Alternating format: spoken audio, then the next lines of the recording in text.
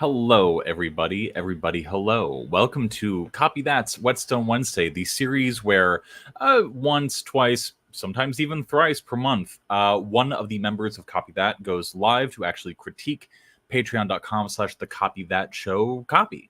So if you were the type of person who has always wanted but never received any critiques on your copy, that is a service that we offer.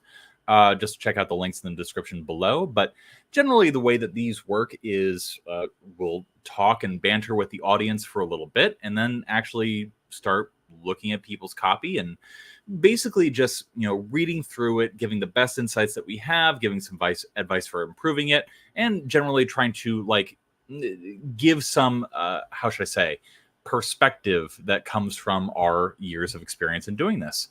Now, everybody in the audience right now, are you able to hear me? Is this coming through? How are you all doing? Please, if you are in the chat, I would love to. Hey, we got some comments. I appreciate that. Thank you very, very much. Hello.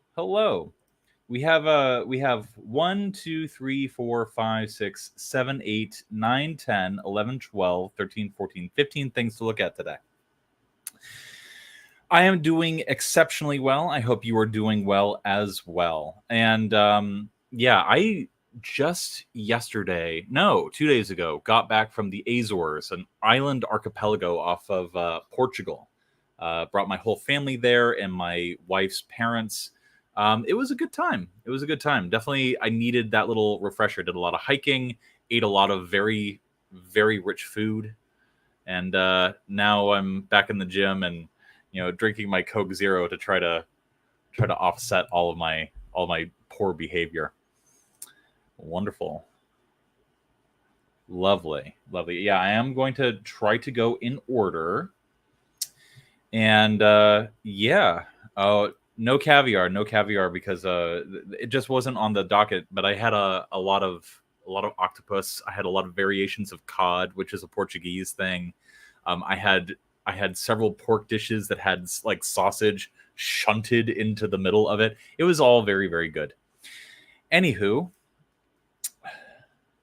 good. I am glad. Wonderful. Okay. Let's just get started and actually look at some copy. Aha. So this is an email sequence welcoming people to a email list for real estate AI beta, a real product that has had the name changed. I presume this would be a spec piece. You have to get into the waitlist before using it because this is still in beta. 3 free emails for cold outreach. Sent as a Google Doc link. Not sure I fully understand this, as in, like, these emails are going out to people as cold outreach. Wouldn't they have to get onto the waitlist to receive these emails? There's something confusing here. Do you guys have any perspective? Whoa. We've got some additional questions. Okay, really quick. How is vacation like with a baby? It is delightful. I was telling somebody today that traveling with very young children is 90% fine and delightful and 10% miserable. But keep in mind that 10% of a 24-hour day is 2 hours and 24 minutes. Yeah. And so imagine like being just completely miserable for 2 hours and 24 minutes out of every single day. And that's what it's like to travel with a baby. How much copy one should practice to get into work? Oh my goodness. I don't think that there is an answer to that question. It depends. If you I would recommend watching my how to practice copywriting masterclass, because I actually do get into like what people are looking for, how to create spec pieces, the positive feedback loops that get created there, etc., etc. Okay, what's up, everyone? Hope you're all doing okay. I'm glad to be back. Thank you all for joining us today. And yeah, okay, so this person wants to reach out to the AI company using these emails as spec work. Understood. Okay. Oh, but you have a different hypothesis. So this wouldn't make sense, because if you're reaching out to people cold, trying to get them to get on the wait list, so you already have their email, and then you're emailing them again to put their email on a different list. That's done. That's called either co-registration or getting people onto a hot list. So if you already have an email list, you can email people on your list and be like, hey, do you want to get on this other email list for this like big event or this one launch or one thing? It's called a hot list build. But I don't know if this is a hot list build. So I would need more context here. Oh, yeah. Everybody take a shot. All right. Let me know if there are any context you need. Well, I'm not really sure I fully understand this, like what the marketing objective here is.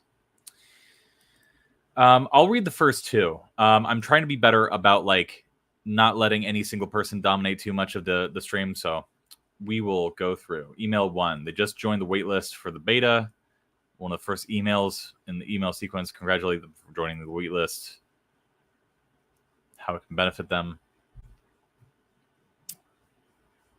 Okay. Remind them to watch out for our email and waitlist. Okay. So yeah, clearly a very standard CTA for a lot of welcome emails is to whitelist emails. A lot of welcome emails, you know, they're very administrative. There's different kinds of copy. There's persuasive copy. There's informative copy. There's educational copy. There's et cetera, et cetera. There's a lot of different kinds of copy with a lot of different persuasive ends. One of those is administrative, like, hey, you have to sign up for this. Hey, you have to confirm your email address. Hey, you have to do this thing. Signing up to whitelist your email is one way to increase your deliverability. But increasingly, a lot of businesses have been doing less and less of that because, very simply, whitelisting is becoming more automatic. Like, you know, the automations involved, you know, from like Outlook, Yahoo email, MSN Hotmail, AOL, Google, they're less looking for you to like add a business as a contact and that whitelists them. They're more looking for you to like actually engage with emails. So whitelisting is fine. It's okay. But an alternative that's becoming more common, I'm not saying this is gospel, this is just something that you guys want to keep in mind, is rather to ask good questions in your welcome email instead, and ask people to just respond to that email, like sending your question or filling out a survey or clicking a link to find out more about something. Basically just interacting with the email, because that tells these services like, oh, hey, this is something that the person using their inbox actually wants to engage with and actually wants to receive. Just a small tip. It's something that I've found has been very helpful for the different businesses that I've worked with and different businesses that I own. So I'm relying on like whitelist instructions less and less, but I still include it for some things. There's no rhyme or reason to why. So just keep that in mind, you guys. Another thing to keep in mind about welcome emails is that it's usually, and again, I've discovered this through testing, just testing so many different emails and so many different funnels, is that you typically want to start selling in your welcome emails sooner than you think. In fact, we saw one of the biggest boosts in lifetime value of customers when we just started including an ad in the actual welcome email. So those are things to keep in mind. That's not applicable here because obviously this is to get informed about a beta test. Welcome to Real Estate AI Beta's waitlist. Generic, standard, it works, it's fine, but you know, it's not the best. Preview text, here's what you can expect. For preview text, here's a little tipperoonie for everybody watching right now. You can either treat it as like a second subject line, like amending the original subject line, Or you can treat it as though it were a very provocative beginning to the actual email. So, for example, if the preview text is blank here in the CRM, it will default to, hey, first name, we're so excited for you to join, and then it will probably cut off there. Obviously, that's not going to encourage people to click, and the whole point of preview text is to increase the number of people who open. And so you have to think, is this line, here's what you can expect, is that going to necessarily increase opens? I would bet not. I would bet not. And so, you know, you can play around with different things, like play around with like, what would a good stinger be, a good first line that would tease things or tease something that people want. Another thing too is you want to rearrange your sentences in preview text so that like the spiciest bit is the first thing that people read. I actually just sent out a story email for Copy That's List. Sign up in the description below, where I told a story about my trip in the Azores, and Rod, Alex, and I were talking about what the preview text should be. And we had to have a whole conversation about like, switching and inverting syntax so that the spiciest, most beneficial bit actually appeared first. So that's something that you guys want to keep in mind. I'm not sure what this should be now, but I'm guessing this is probably a good place to start. You know, are you ready to get personalized property data and analytics? Questions are always a good default preview text because they have natural intrigue to them. They have natural benefits to them, et cetera, et cetera. They naturally make people want to respond, and so on and so forth. Hey, first name. We're so excited for you to join Real Estate AI Beta, the Real Estate AI Beta waitlist. That is a mouthful. I bet you're probably going to be the only one in your area that has joined this waitlist. Kind of lame. Just imagine you'll be able to search and get personalized property data and analytics on over 136 million homes within seconds, while your competitors open 30 tabs on their web browser trying to research maybe 5 homes for the last 30 minutes. This drags on. It's not punchy enough. It's even broken up across lines. You have to think not in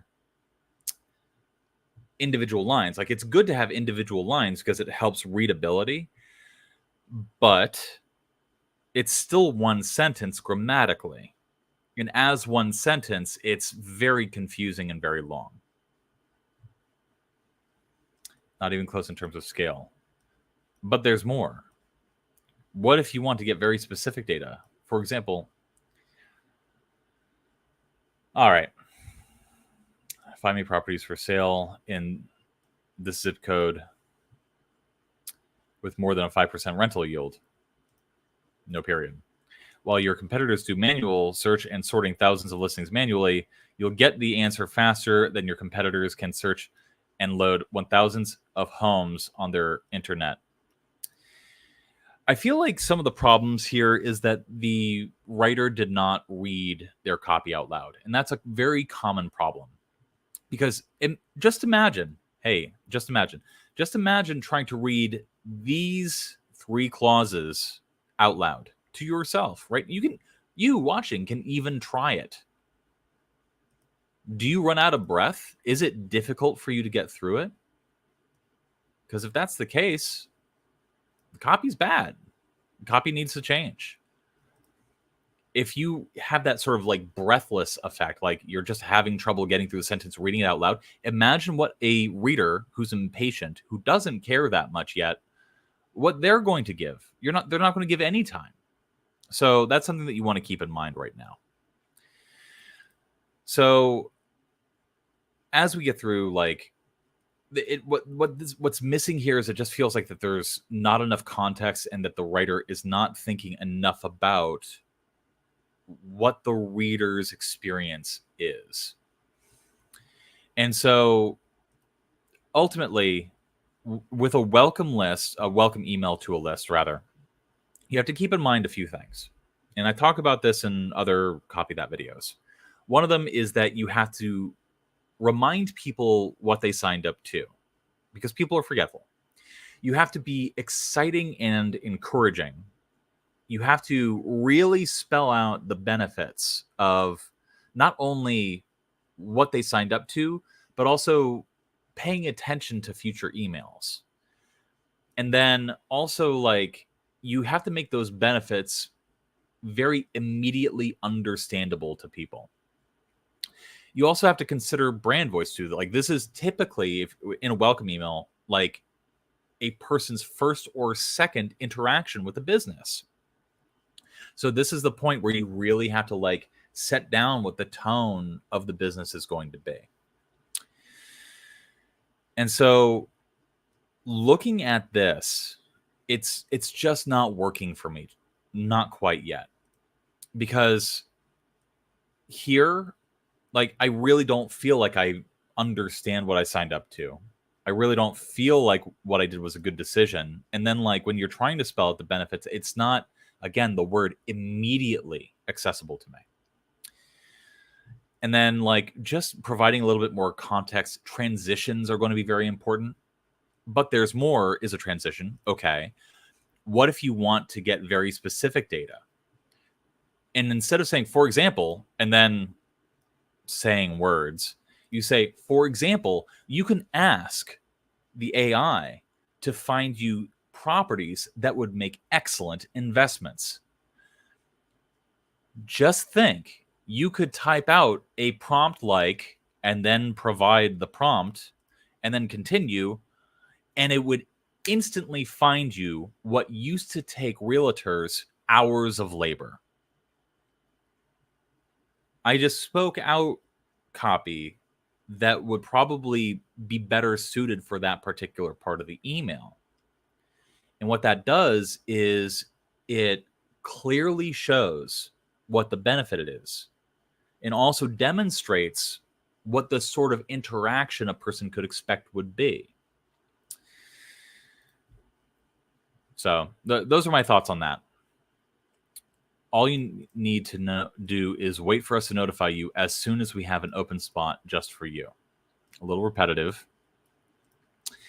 And I also, like, I would sort of justify it a little bit. Like, for example, if I were writing a welcome email for a beta test list, like a waiting list, I've done this a few times before. One of the reasons to do that is, either like there's an application funnel, or there's some sort of limit, or the actual data is constrained in some way. Like, for example, OpenAI, when they were testing ChatGPT-4, like, they couldn't just let everybody use it because they didn't have enough data centers spun up to provide everybody with that service. So that's a good justifiable reason, like, to actually limit access to this material. But you need to spell that out.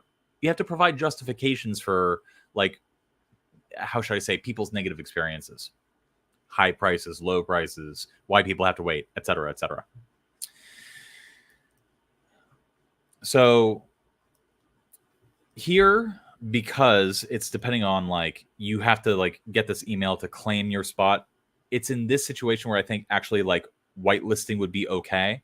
But I think that, like, a even better option, especially if this business is going to be screening potential candidates for the beta, is actually asking readers to respond to a question like, what would you like this AI to do?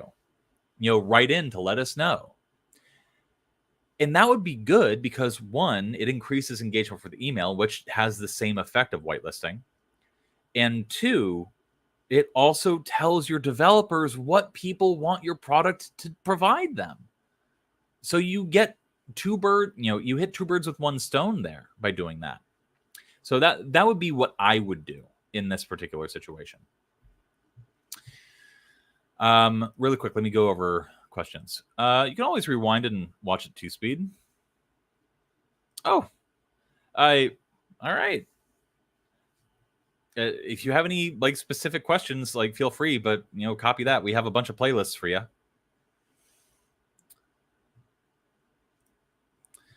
Overwhelmed with too many filler and crutch words, artificial friendliness. Listen. I have seen enough examples of artificial friendliness actually produce good results. I do think fluffy copy can work, but it really depends on the brand voice. It really depends. I guess based on the game that we're playing, since I said it depends, everybody has to take a shot now. Yeah. And like, the problem with this email is not just that it's using crutch and filler words, and it does that a lot. But I think very often about a Gustav Mahler, the composer Gustav Mahler. He has a quote, which is, if you think you are boring your audience, you need to go slower, not faster. And I think that that's a very good lesson for copywriters, because more often than not, people get bored not because things are not snappy enough. People are bored because they don't realize why something is relevant or meaningful to them. Sometimes to do that in copy, you have to take the time to spell things out a bit more. And that, in my opinion, was the problem with this email.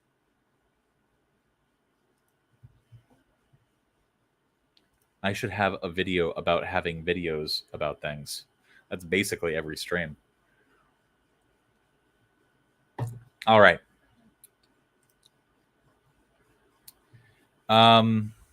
Should we read the second one or should we move on? I'll let you guys decide.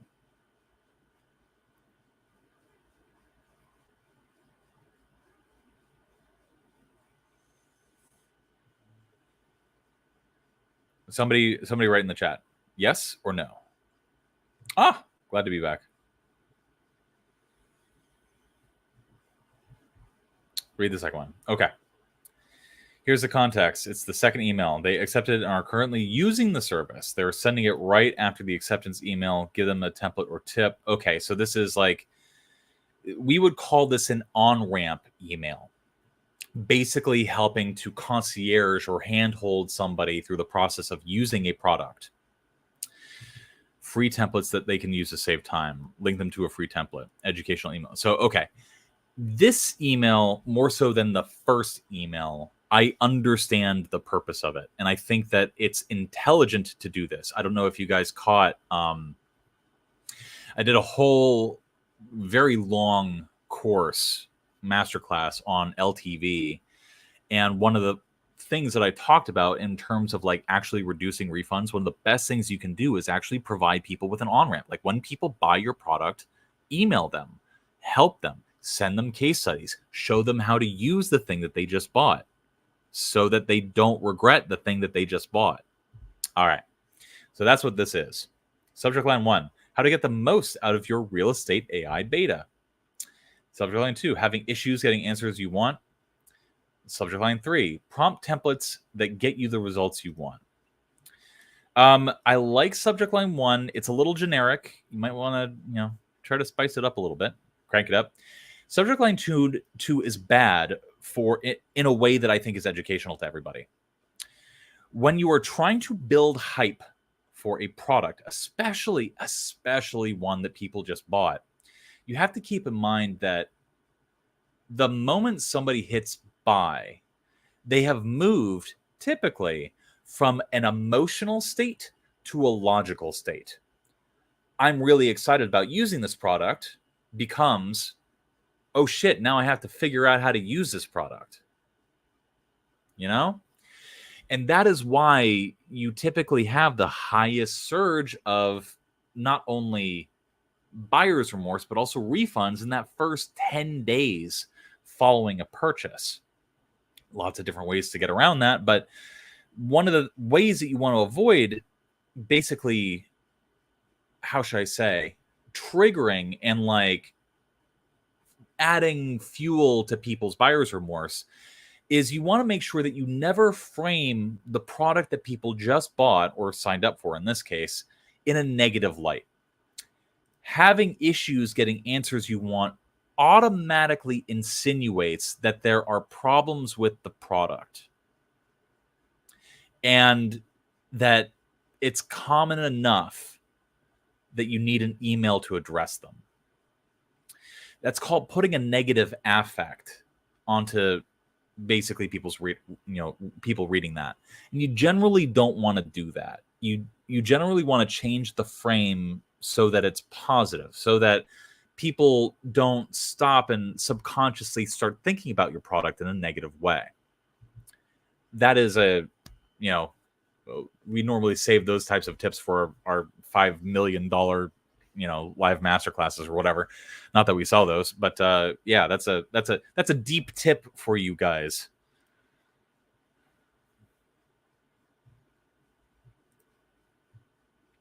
Maybe I have tips for increasing focus. God, if I ever figure out how to do it, I'll let you know. Funny.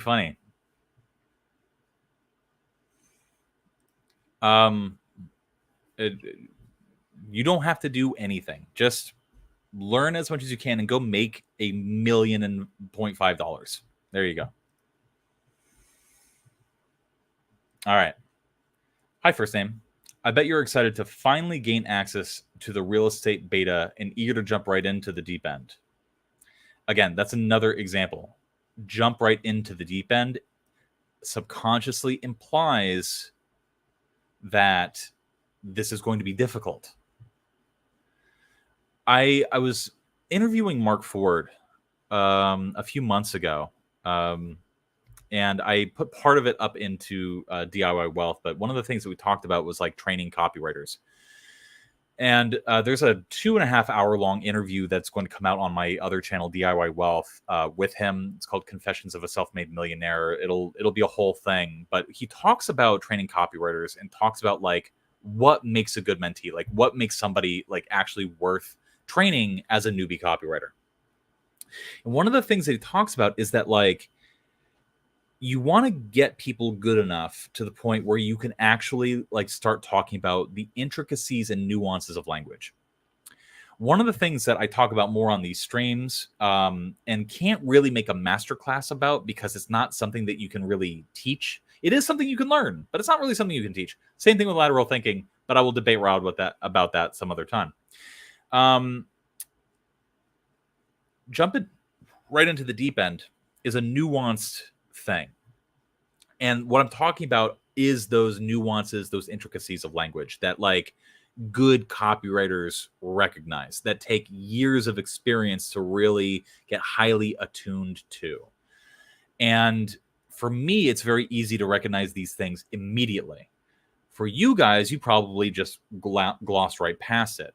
But this is another example of subconsciously incepting into the reader's mind that the product is difficult, challenging, difficult, and hard to use. And so you want to be very conscientious of that, especially if you are trying to get people hyped to use it and especially pay for it. So keep that in mind, guys. Well, we won't stop you. In fact, we might just push you right into the deep end ourselves. No.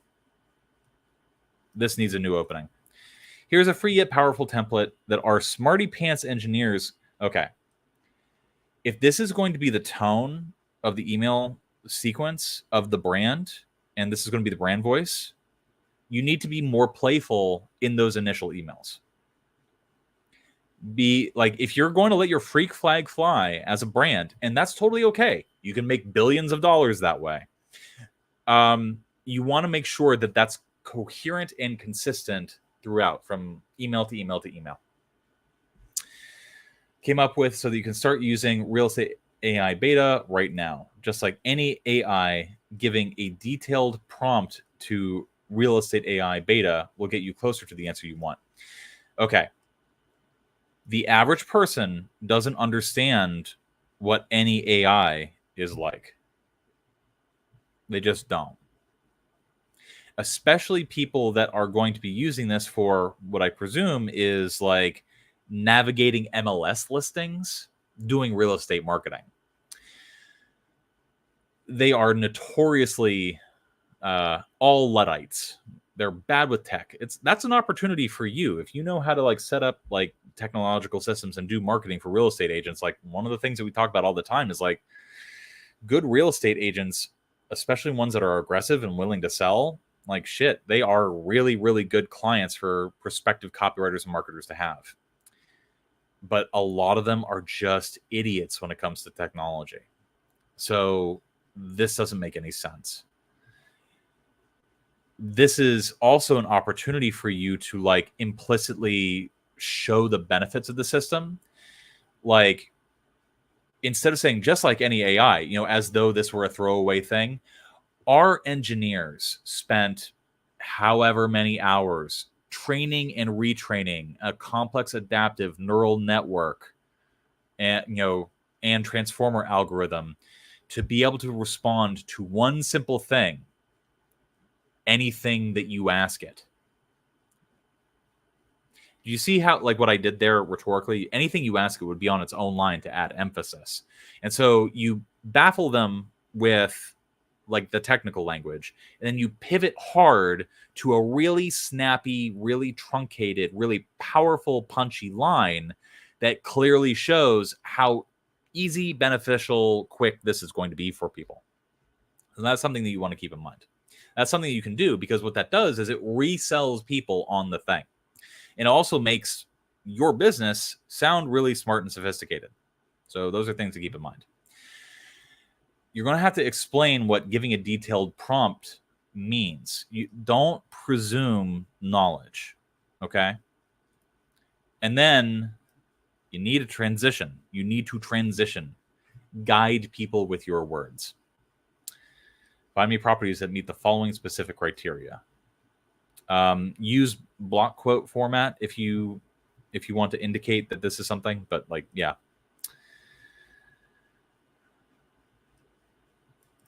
Yeah, here, all you need to do is simply fill in the brackets of your criteria. Why not up here, over here, say, honestly, using real estate AI beta is as simple as fill in the blank. And then you write, like, you provide people with more context to like the blanks that people need to fill. And then you go from there.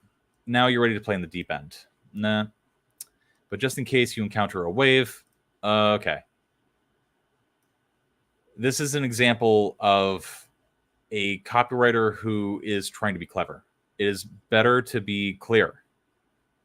Better to be clear, because 90% of people reading this, they're not going to be reading it very carefully. They're not going to be connecting this metaphor to this metaphor. Also, that metaphor doesn't make sense. The deep end of a pool is not going to have any waves. But beyond that, beyond the illogic of that metaphor, don't use that there. Just be clear with people when you need to be clear with people. All right. We compiled a bunch of templates that you can use.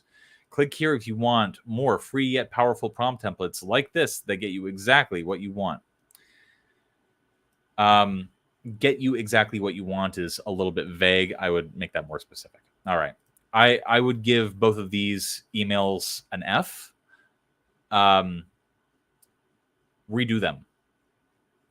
You have something there. You have I see what you're doing. And I hope that me responding to these emails indicates that I see what you're doing here. But as they stand right now, rewrite these from blank page and put an emphasis on really helping guide readers through the email, through the logic of what they're doing. Really concentrate on what you want people to do, not only do by the end of the email, but also what you want them to feel as they read it. This first welcome email, you want people excited. You want people to want to receive that invitation email. You want people just dripping with yearning for it. So you're going to have to rewrite it in such a way that makes people want it.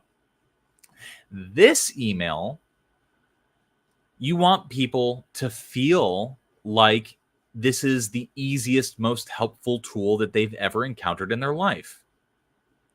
So make people feel that way with your words. It's not easy. None of this is easy. Hopefully that helped. All right. I'm going to answer some questions, and then we will move on to the next piece of copy. Okay. Off-topic question. Do you drink coffee as soon as you wake up in the morning? No, I typically, when I wake up, I typically drink an energy drink and take my thyroid medication because I'm an old man.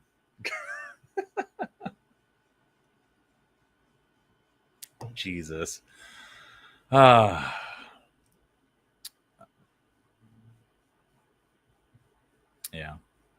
I don't know if it's teachable. I don't know if I can like say words at people and have them like learn something that they have to intuit and pick up and sort of like piece together on their own.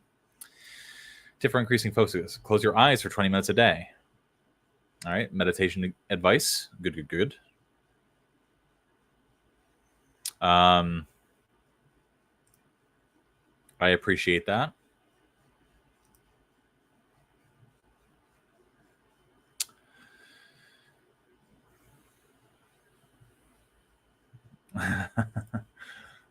Thanks. All right.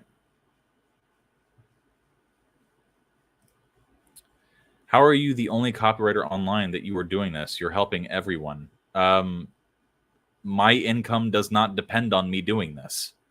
You know, I don't have a public-facing agency anymore. I have a private one, and like I mostly do copy that for funsies. So, you know, I don't have a problem like giving away 99% of the stuff that I know for free. The only stuff that I keep like reserved behind a paywall is stuff that I don't think will scale on YouTube and will actively harm the channel if I release it. So there you go.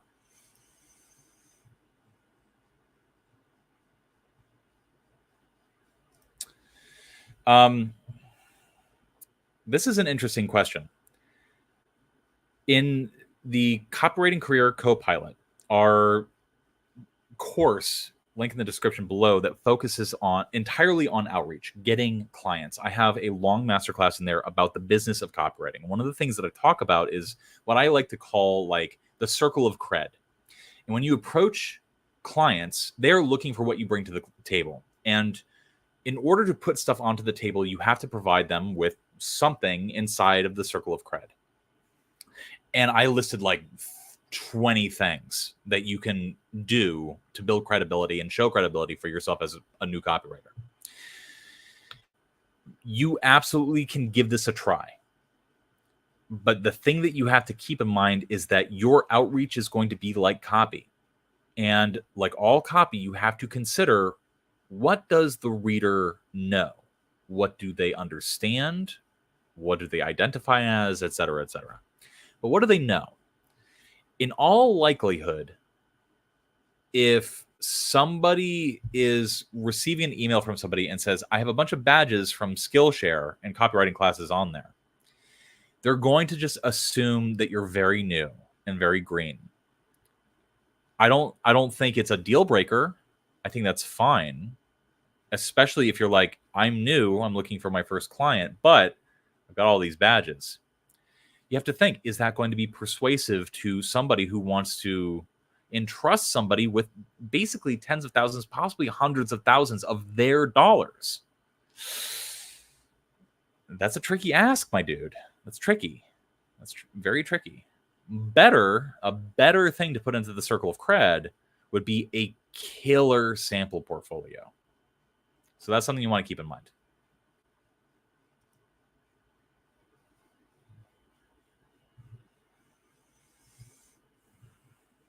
What is my most used formula for a closer?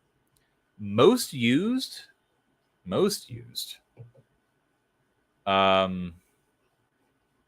Probably the 3 choices closer. Like there are 16 different closes in any sort of sales situation. I came up with a 17th that I used for a while, but to be completely honest, in most of my sales situations, I typically default to the 3 choices close. What is the 3 choices close? Hold on. We need more of me for this. The 3 choices close is basically where you say, it seems to me that you have one of 3 choices to make. You can do nothing and just keep going on with your life and keep, suffering from pain, insert pain points here.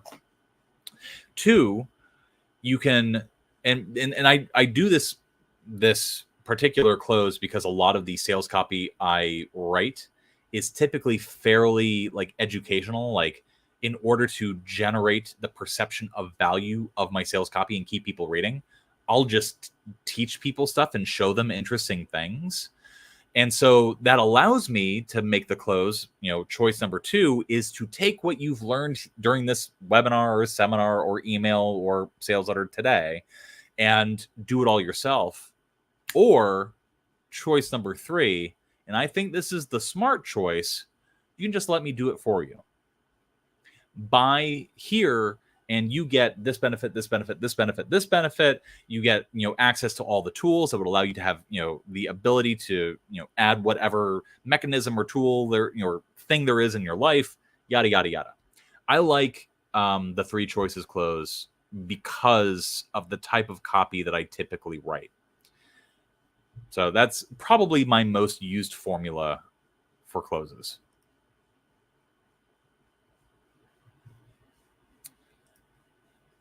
Fuck you, buddy.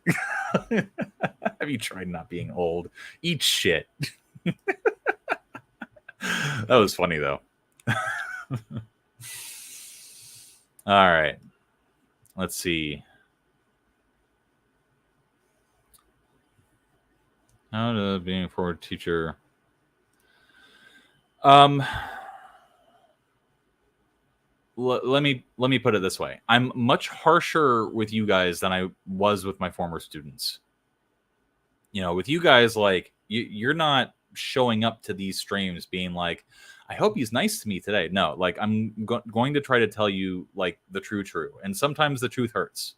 Especially with this, it's much more like, you're not trying to like get a C so you can get your degree. Like in the business world, there's a lot less margin for success. Like you have to actually be good at what you're doing to get that coveted $10,000 a month, exceptional income level. And so like it doesn't help you if I'm fake nice to you guys. How much research should you do? It depends. Personally, everybody take a shot because I said it depends again. When it comes to research, you want to do enough. Let me put it this way. It has to be like a skirt. Long enough to cover the subject, short enough to keep it interesting. And so when it comes to research, you want to do enough research so that you can speak intelligently and authoritatively about the product, but you don't want to do so much that you get the curse of knowledge and like all your copy just becomes really boring. So that would be the advice that I have. That is going to change from product to product, from situation to situation. It's very much a how long is a piece of string or, kind of question. No, they're not implicit. They're actually stated in the copy. You say, first choice, you can do nothing. Second choice, you can apply everything that I've just taught you today yourself. Or 3, let us do it for you by buying. Okay. Yes, this is the case. I really hope I don't make anybody cry. I've only cried during a copy review once, but I was going through a hard time, you guys. All right, second one on the list, and we got. Hold on.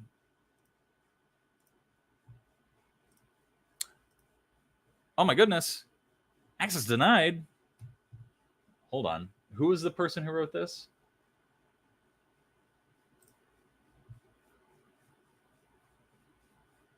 Scrolling.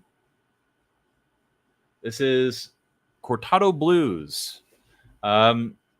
Try to get a link that works for me, and I'll read this at the end. All right. Also, low key, I don't think I mentioned this. Look at that title. I pushed my fingers into my eyes after reading this copy. I'm pretty sure that's a Stone Sour reference. Pretty sure that's a Stone Sour reference. Just want everybody to know and think about that. Okay.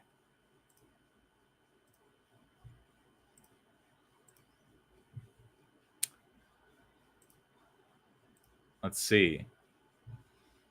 Do I have context for this? It is a welcome sequence email. CSR collectible flows rewrites. Welcome sequence. Before the sequence, they see a pop-up. Oh my God, already so much context. I love this. Before the sequence, they see a pop-up or an embedded form like this. Join over 25,000 collectors who receive our best discounts, new videos, tips, and access to private signings every week. Okay. This is an embedded form at the bottom of the page. New here, welcome. Want access to exclusive signature signings and more. Okay. All this is good so far. Get 10% off when you spend $200 or more. Okay. Good standard squeeze page pop-up text. Prefer to text. SMS. Most wanted. A message has been sent to confirm your subscription, including your unique discount code. Okay, so that's the confirmation that people have signed up. Code limited to 1 per household. Check out our most wanted. These are all of the pop-up options throughout the entire opt-in process. Love that. I know exactly how people get their email into this list for CSR collectibles. Current email 1. Subject line, as promised, your unique code is inside. Preview text, welcome to CSR collectibles, content, and it's just a link. Hold on.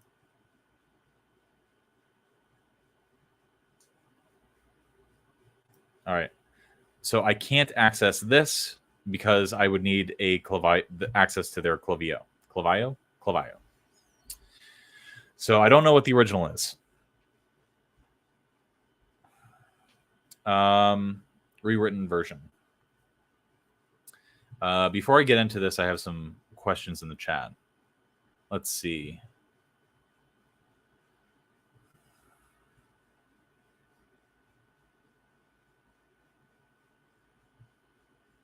Have I read any copy from Andrew Tate? Yes, I've read his landing pages. I've read a few of his emails. I think his emails are appealing to the types of people that would appreciate and enjoy what Andrew Tate has to say.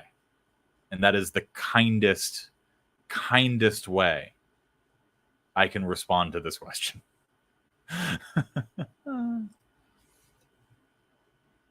Oh, yeah. It was not a Stone Sour reference. It was a Slipknot reference. It was the song Duality. Thank you very much. Oh, yeah. God, I saw Slipknot live in 2002.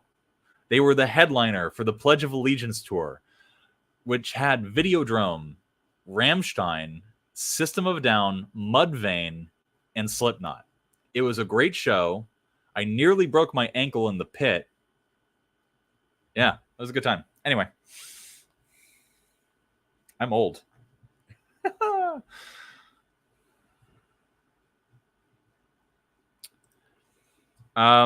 You can if you want. Yeah. That would give me more context.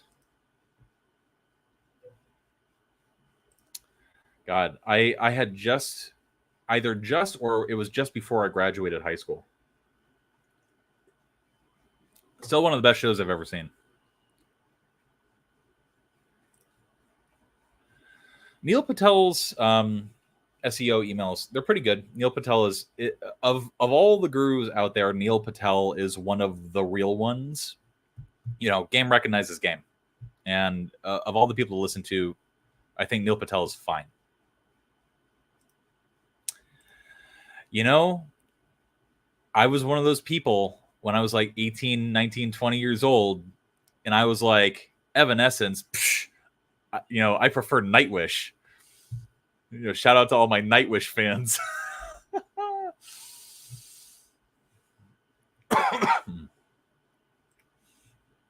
All right. Hopefully. Ooh. Looks like he pasted the email. Thank you, Kevin. You are the best. We got a good image. So this is pretty standard for ecom. We got some links up top. Scratch and dent autographs home. If you didn't know about us already, we specialize in autographed entertainment and sports memorabilia, horror, movies, football, basketball, etc. We'll be passing along exciting content as well as updates on new products, collectibles, promotions, and much more. So this is an example of what I would call a very administrative email. It is telling you what the business is. It's telling you what they're going to do. It's telling you what to do next. That's it. Nothing special. It's clearly not optimized. It's clearly not the best. It's not very persuasive. Yeah.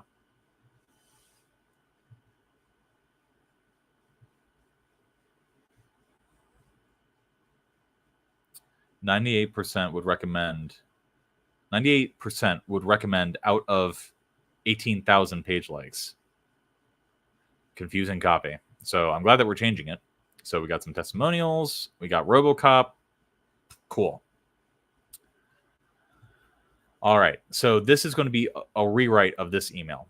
Subject line: did someone ask for 10% off our exclusive collectibles? Okay. I'm not a big believer in the email subject line should be shorter than 55 characters. But this is a good example of like when you would want to do that. And that's because the benefit is pushed here to the end. So it's going to be partially cut off in most email service providers. So a very simple way, let me look at the forms again. Phone number, first name. So, okay, you're getting people's first name. So what you can do is actually say, hey, first name, you want 10% off exclusive collectibles, something of that nature. Those first name callouts, it's a proven response booster, especially for that first email. And then, hey, you got that first benefit right there. Preview text, you want it, you got it. I would change that again. Go back to what I was saying about the previous welcome email that we looked at, but like, this is an example of one of the things that I provided as examples of what preview text can do, which is extending the logic of the subject line. I would say that this is not as powerful as it could be. You want to change this and like make it like really, really powerful. And that could be like a teaser of like, what people can get 10% off of. So here that would be like, the biggest collection of horror movie, football, basketball, and etc. memorabilia is waiting for you, or something along those lines. I'm just spitballing here. Doug and Shobe here, co-founders of CSR Collectibles. I'm looking to make sure. Okay. One of the reasons why he's doing that is because it actually initiates a relationship between the actual owners of the business. So I think that that's a good move. We wanted to take a second to tell you just how excited we are that you've signed up to get our emails. This is fine, but you're running into a common problem that I talk about on these streams, which is preposition stacking. We wanted to take a second to tell you just how excited we are that you've signed up to get our emails. Clause, clause, clause, clause, clause, clause. You're stacking so many clauses here that it becomes a little confusing. So think about like simplifying. We wanted to take a second and let you know that we are thrilled to have you, we were thrilled to have you join CSR Collectibles, or thrilled to have you join our tribe, or thrilled to have you join, make it this. You signed up to get our emails feel bigger than what it is, which is signing up to get emails. They didn't just sign up to get emails. They signed up to get exclusive access to some of the coolest memorabilia that exists on planet Earth. One of the things that I commonly say about copywriters is that you should not lie. Don't lie. Don't ever lie.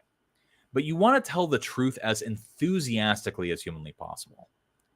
So focus on the real benefit of being on this email list. And it's not to get emails. It's to get access, exclusive access to some of the coolest, etc., etc. Only say it's exclusive if people on the email list exclusively get access to some things that people on the website do not. Don't use the word exclusively, how should I say, willy-nilly, but use it strategically.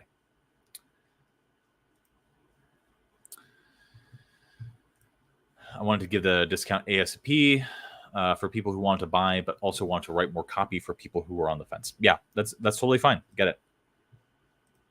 In fact, it's all Show's been talking about. And usually the only thing he talks about is A Nightmare on Elm Street. Work on your capitalization there.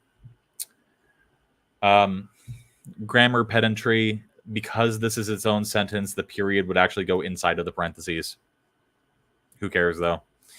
But before we get too carried away, we wanted to make sure you got your 10% off. 10% off code. I would change off to discount. That might trigger some spam filters, so be careful with that. But yeah, 10% off code feels a little confusing. So here it is, code CTA button. Now, you might be wondering why we're so excited to hear from you. Well, when Shoaib and I joined forces in 2018, we had a single mission to bring you authentic, high-quality collectibles while ensuring a seamless and trustworthy buying experience. This is good. This sucks.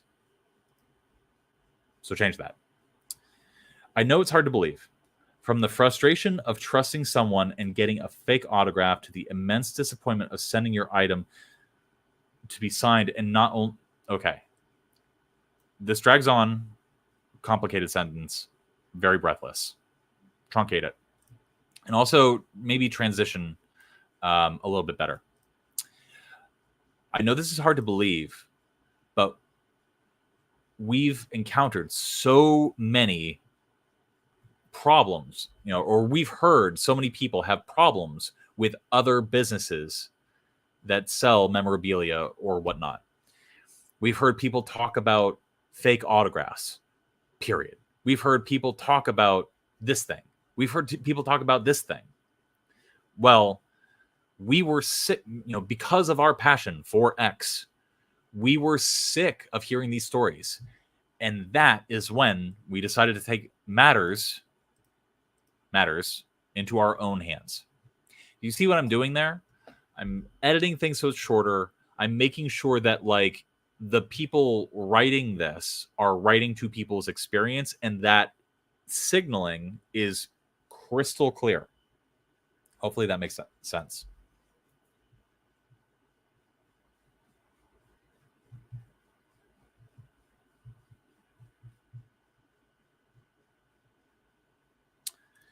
Should email listing copy be this long? Mine is no longer than 1 page. What is email listing copy? This is a welcome email. It can be anywhere between 20 words and 2,000 words. I've definitely sent out very, very long welcome emails, and they did great. It really depends on what you're trying to accomplish. What this is trying to do, what Kevin is trying to do, unlike this, which is saying administrative stuff plus some social proof, Kevin is trying to establish a relationship between the customer and the brand. Sometimes that works really well. Sometimes that's not necessary. For a lot of brands, especially in the e-com and memorabilia space and general buying stuff space, sometimes that's better for a second or third email. The, hey, let's have a relationship with each other kind of email. Kevin is choosing to do that in the first email. There's nothing wrong with that. I've seen it done plenty of times successfully. But is it optimal? You have to test. That's the only way to know. Thanks to running CSR promotions and liftoff management for many years, both services that call for a high degree of consistency, availability, and reliability, we organically transferred those skills to our latest venture, collectible memorabilia. We understand the struggles. You could probably just truncate that to just collectibles. I'm not sure it's going to move the needle very much, but it might make things simpler. We understand the struggles of collecting because we are collectors ourselves. Love that line. Shob is a huge San Francisco 49ers fan, so he'll pick up basically anything San Francisco 49ers from the 80s to the present day.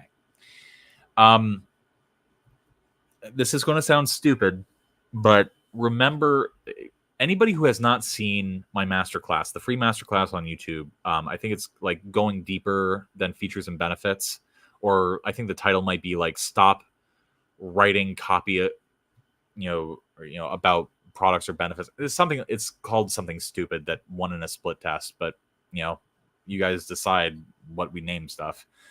I talk about how every audience has desires, notions, and identifications.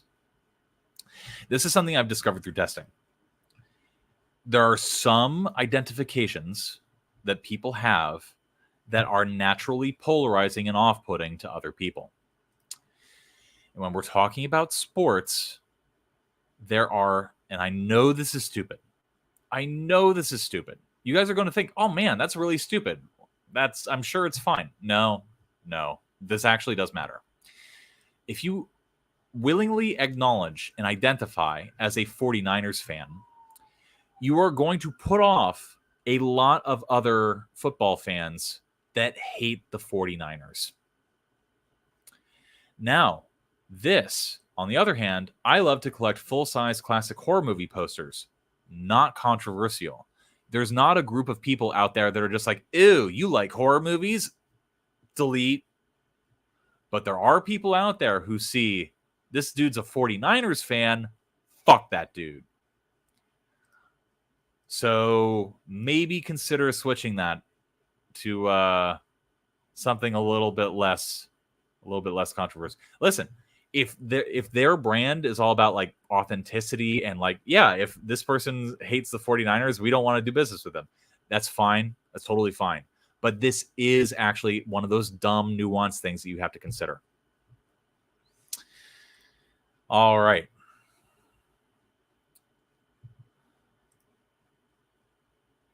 Yes.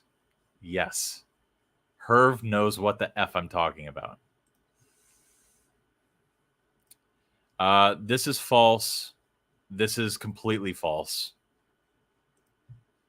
I mean, the latter part is false. If someone is interested, they'll keep reading. Yes, absolutely. Can you tell that my attention span was so short that I didn't finish reading to the end of the sentence? Go figure.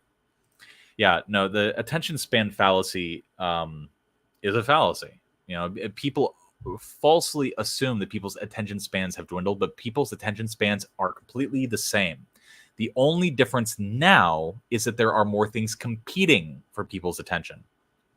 And the ease of switching one's attention from one thing to another has never been simpler.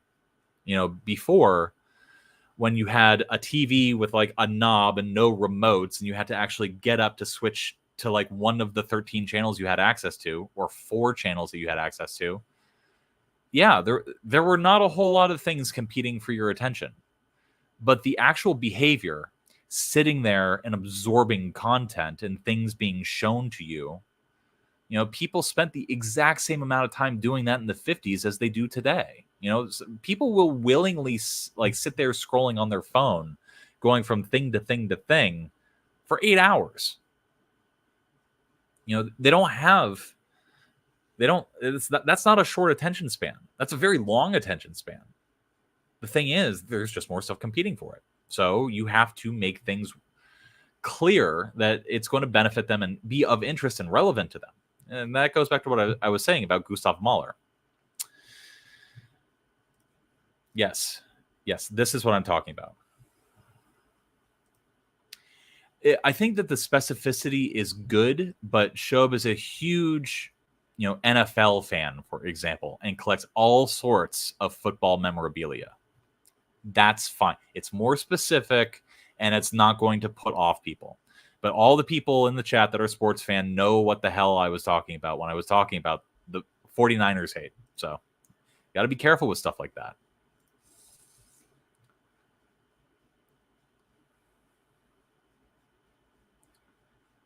So same thing. San Antonio Spurs, Miami Dolphins collectibles, et cetera, et cetera.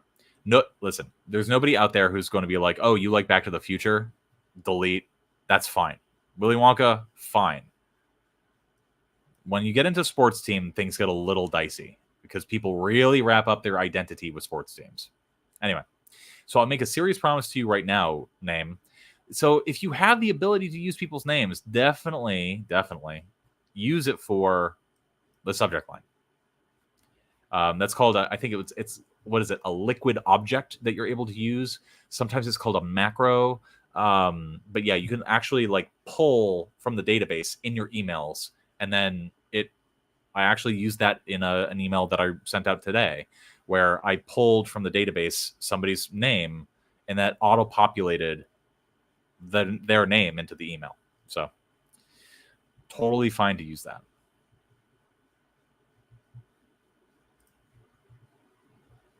And listen, I'm sorry that I brought up sports chat because people are now talking about sports in the chat.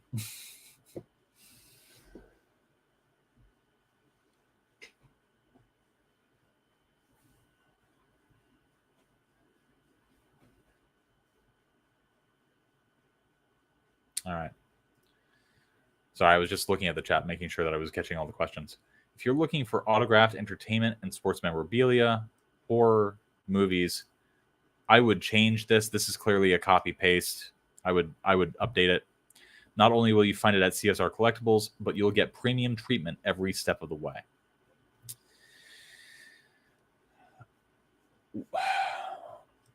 As far as promises go, this was pretty weak.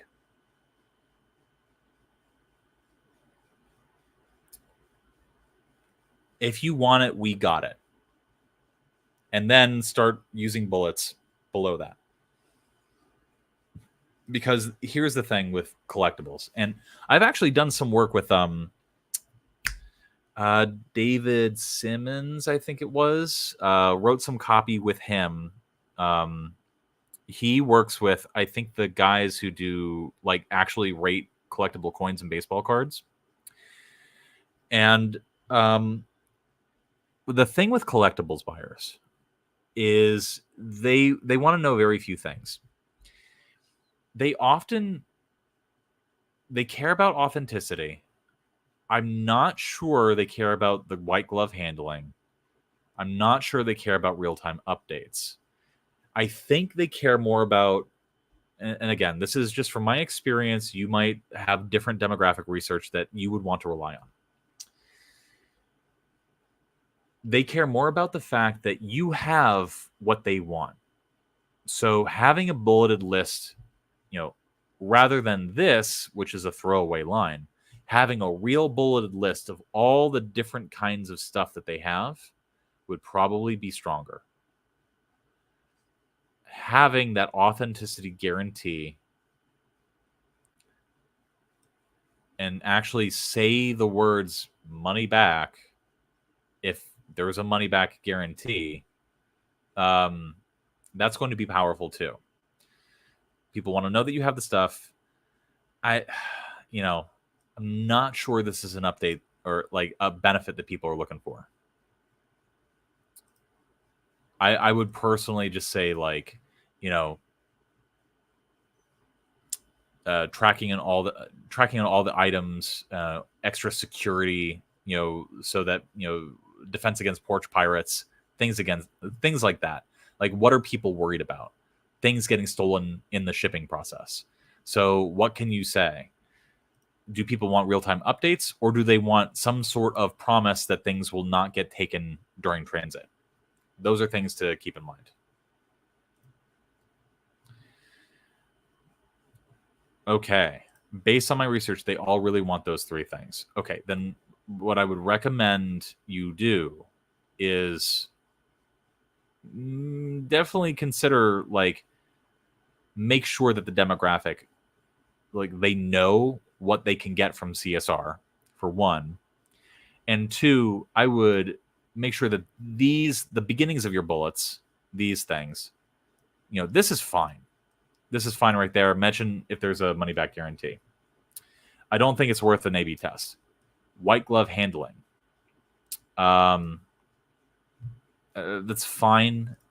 Real-time updates, maybe reword that. Maybe change it a little bit. Yeah.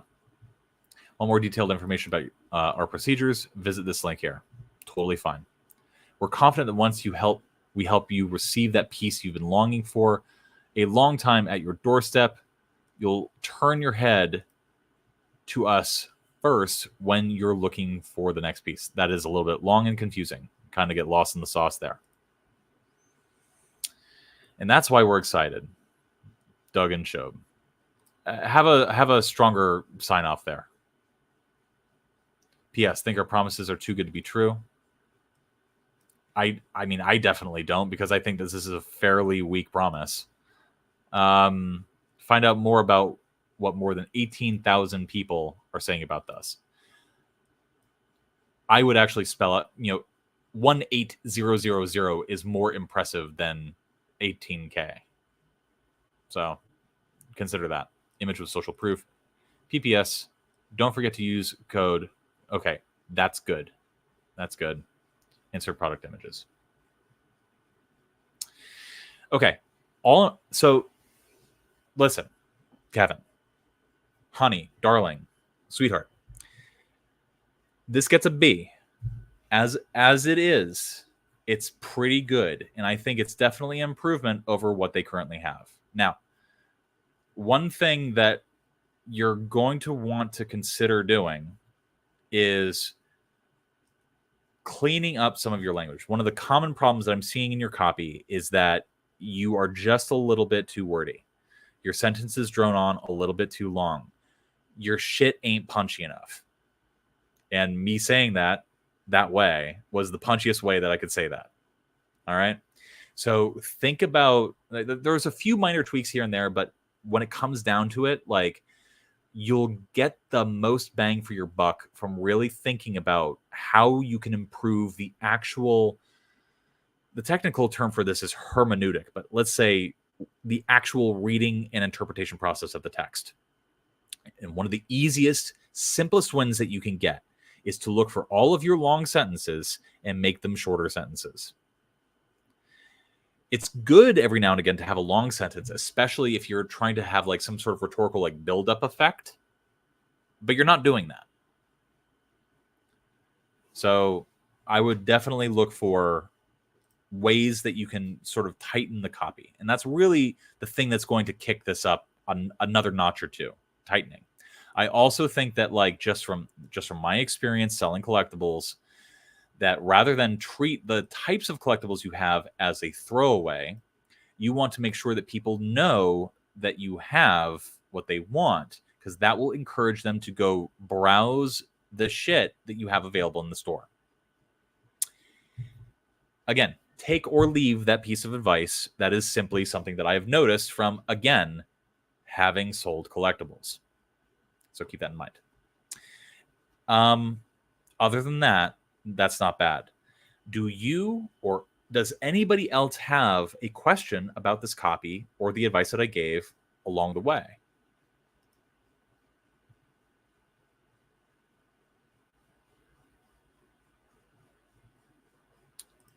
Definitely go watch. We recently retitled the 5-hour video, but it's now called 40 Years of Copywriting Experience in 5 Hours. So go watch that, because like 2 of those hours are just dedicated to Alex breaking down a really robust research process. Real daunting to me with copywriting is the need to know a lot of niches and industries to be really successful. Listen, I know David Deutsch personally. I was mentored by David Deutsch, and he has written copy for basically every type of. I was also mentored by Mark Ford. They've written copy for every possible product you can name, except maybe DNA sequencing. They've written it for direct response. They've written for brand. They've written for PR. They've written for all of it. These are really smart, really experienced guys who just have a love of learning. And I also was mentored by Evaldo Albuquerque. And Evaldo really, really specialized in one type of copy for one type of niche. And guess what? Both get you rich. So personally, and this is just a personal thing, I like writing for a variety of niches and industries because I get really bored really easily. if I have to write the same promo with, different mechanisms thrown in there every now and again, I would lose my mind. That's just a personal thing. So if you're okay with that, and you desire hyper specialization, guess what? You absolutely can make a ton of money as a hyper specialist. But if you get bored and you love learning, write for as many niches as you want.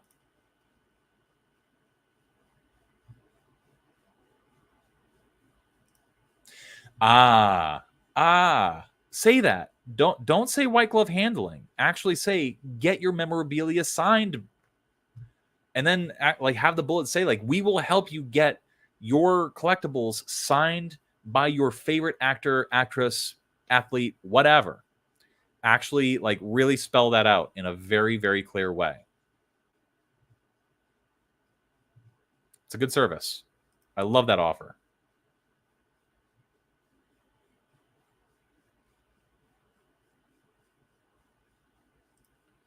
How to Write a Sentence by Stanley Fish. I'm not sure which topic you're referring to.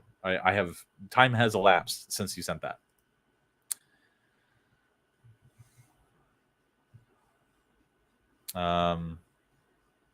Does B copy pay the bills? It can. It absolutely can. Not every piece of copy needs to be a banger. Personally, I think that this copy could be improved using the ideas that I suggested. But if they sent it out now, I would be curious to see if we saw an uptick in sales or at least clicks. So that would be something to test. If Klaviyo, whatever, I haven't used it in a long time, so I'm not sure if they have something that automatically tracks lifetime value. Kajabi does.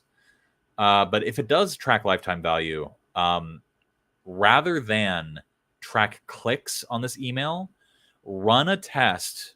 If you can, run an A/B test on this welcome email for 6 months.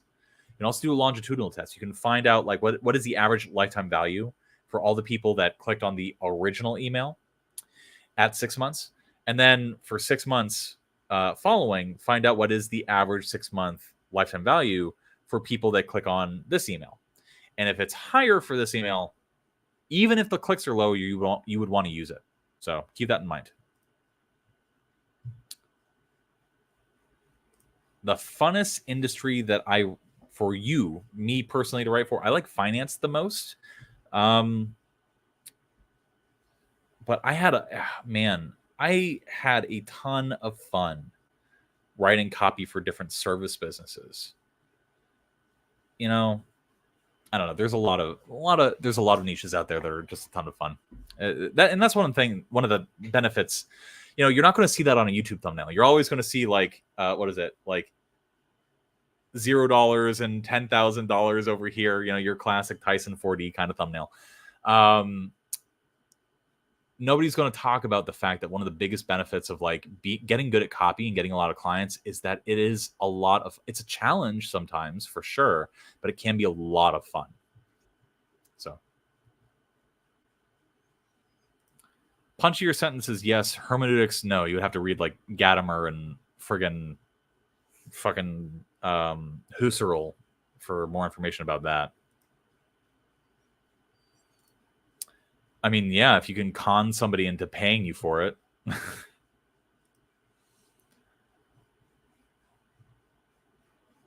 Let's see. Again, the minutia, it can make or break a sale. It can make or break some email copy. I've definitely seen very subtle word choices lead to very big differences in response. But 90% of the time, no. Stuff like that is not going to move the needle. But it can have an impact, which is why you generally want to be aware of it.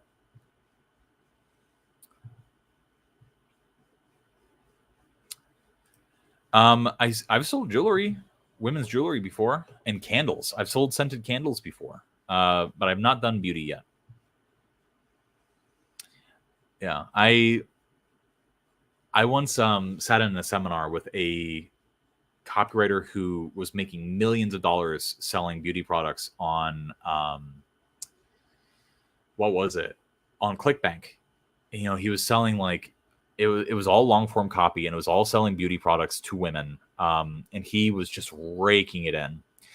And it was so interesting because, like, one of the problems with a lot of female copywriters when they write for women, especially in the beauty niche, is that a lot of it has the curse of knowledge. A lot of it just assumes a little bit too much knowledge.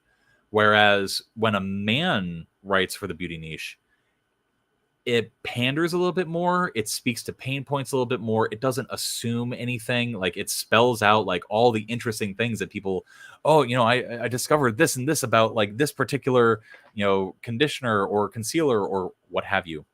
And like, for example, this particular copywriter, what he did was he followed his wife and he watched her do her skincare and like facial care routine, and he timed her with a stopwatch. And guess what?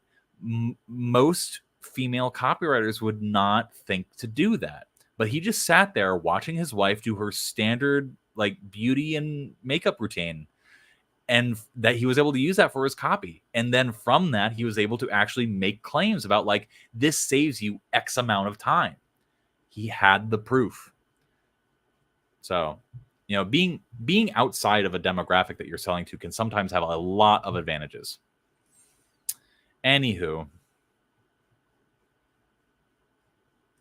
writing condom copy.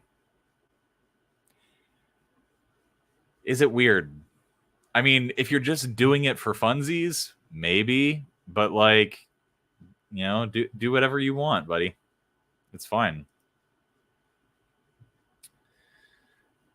I have not yet. I've not written any copy for alternative health brands. I know a lot of people who have, and I know a lot of marketers who work in that space, but it's just not an area that I've really. Here's my problem. My ex-wife is an orthopedic surgeon. And so when she was studying for her boards and her medical exams, I studied all that stuff too. You know, I helped her study for medical school, all of her tests. And so I know a lot about medicine, specifically allopathic or AKA Western medicine. I know a lot about it. And so my problem is I look at a lot of alternative health stuff and I go instantly like, this is bullshit, this is bullshit, this is bullshit. And I refuse to write for anything that I think is bullshit. So that's the honest, more robust answer to no, I have not. How would you market a clothing brand? TikTok ads and pop up to an email list plus really good pictures. Yeah, really good pictures. You also want to like have pictures of the clothes on the types of people you want people identifying with. So for example, if you're selling Gymshark athletic wear, you don't want, you know, people on the upper end of the BMI scale to be modeling for you. Sorry. You know, that's the world that we live in. There's a really good brand actually who an acquaintance of mine owns this. I think it's 707 Street.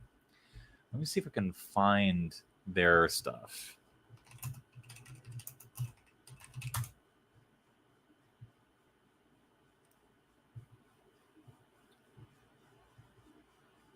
Yeah, here we go. So an old friend of mine owns this business. And a lot of what he does is just have, he's an Asian American, and he just has Asian Americans with really cute stuff. And what he does is he imports cutesy stuff that would be appealing to somebody that, you know, either has family from China or Japan or is from China or Japan. And he just imports that stuff and sells it. And so all of his models are Asian Americans. You know, that's true for Facebook ads, that's true for native ads, that's true for his pop-up ads, et cetera, et cetera. And so, yeah, that's who he's marketing to. And it works. It works a lot. He makes a lot of money. So that's just something you want to keep in mind. All right, we're getting a lot of questions, and I still have a lot of copy that I need to review. So I'm going to start skipping through. Yep. I tell a lot of prospective marketers and copywriters that you don't want to get a marketing degree. So there you go. Anyway, this was good, Kevin. You're killing it. But there's definitely some stuff you can improve. Hope this helped. Thank you very much. All right, let's share this. View, Zoom, 200. Okay, so this is a landing page for a career college's new supply chain management program. Prospects would have clicked on a Google search ad for the program before coming to this page. The top of the page will have a sticky button that reads "Inquire Now" that follows you across the page as you scroll. Okay, cool, CTA. When clicked, it will open a sign-up form with the heading "Discuss this program with an advisor." Here, the prospects enter their contact info and select a callback time. Smart. Supply chain management diploma. Classes that get you in the workplace faster, taught by supply chain pros. Okay.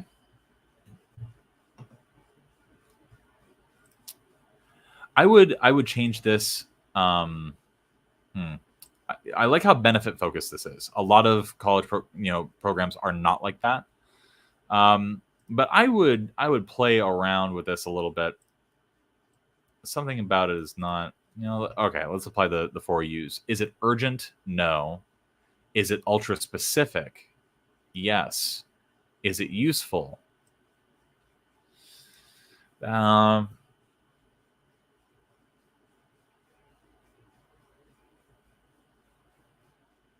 Is this a thing that people want? I'm trying to put myself into the shoes of a person who would be reading this, who would be interested in searching for a diploma in supply chain management. I would do a little bit more research. I would find like other programs and find out what they say and how they articulate it. Like, especially if you do searches and you find like that there are other sponsored ads that are coming up ahead, like at the top, I would look at that. Also look organically at the top listed stuff, because that's usually pretty good. The Google spiders love that. And I would find like, what is the benefit that is being articulated? Like, what is the thing that people are saying to get people to sign up for these courses? Sometimes it's increasing your income. Sometimes it's like, like getting a promotion, things like that. Get you in the workplace faster. I don't know if that's hitting for me. Taught by supply chain pros. Okay. These instructors have monitored global supply chains. And sure, I feel like we're jumping straight in a little bit too fast. Here, let's actually, let's think of a career choice. HR management diploma. Okay. So all I did was Google search HR management diploma. And the first thing that I clicked was the top sponsored ad for HR management diploma. Degree and certificate programs in human resources. Prepare to make a difference in a career in human resources. Now, I know HR people. This is a benefit that would appeal to them. They want to make a difference. They don't realize that in HR, they can't and they won't, but they think that they can. And that's what matters. That's the only thing that matters. Develop the skills you need to pursue a career in the fulfilling field of human resources. Now, here's the thing. That, in my opinion, is a stronger opener than what we got in the copy that you wrote. Because we're starting in and immediately talking about the instructors. We are not grounding people in context. This grounds people in context. It actually talks about what people are here for and what people are looking for. This is the benefit. This is the thing that people are, this is the call out that makes this relevant. And then here we use the imperative. This is almost like a bullet. Develop the skills you need to pursue a career in the fulfilling field of human resources. They don't realize that human resources is just as much of a soul-sucking slog as everything else. Our programs are designed to teach you more than textbook skills. They immerse you in the practice of understanding what drives people, fostering empathy and strategic thinking. That is a great example of a sentence that says provocative things, but actually communicates nothing. Love that. You'll learn to nurture supportive, inclusive, and diverse workplace environments where everyone thrives and organizations flourish. As far as first paragraphs go, that's pretty strong, in my opinion. Now, they want to share their wisdom with you. Of course, just because an expert can do all that doesn't mean they can teach. That's why we value having instructors. So all this opening thing is all about the instructors. And I think that is the wrong approach to this particular landing page.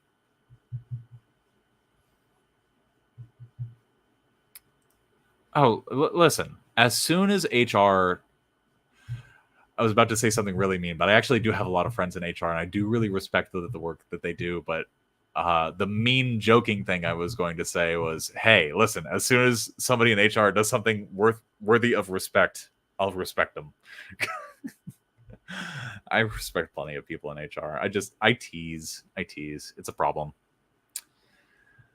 How we get you workplace ready. Internship, cool. Career support, study in a logistics hub. Get hands-on experience while making industry connections, maybe even landing a job.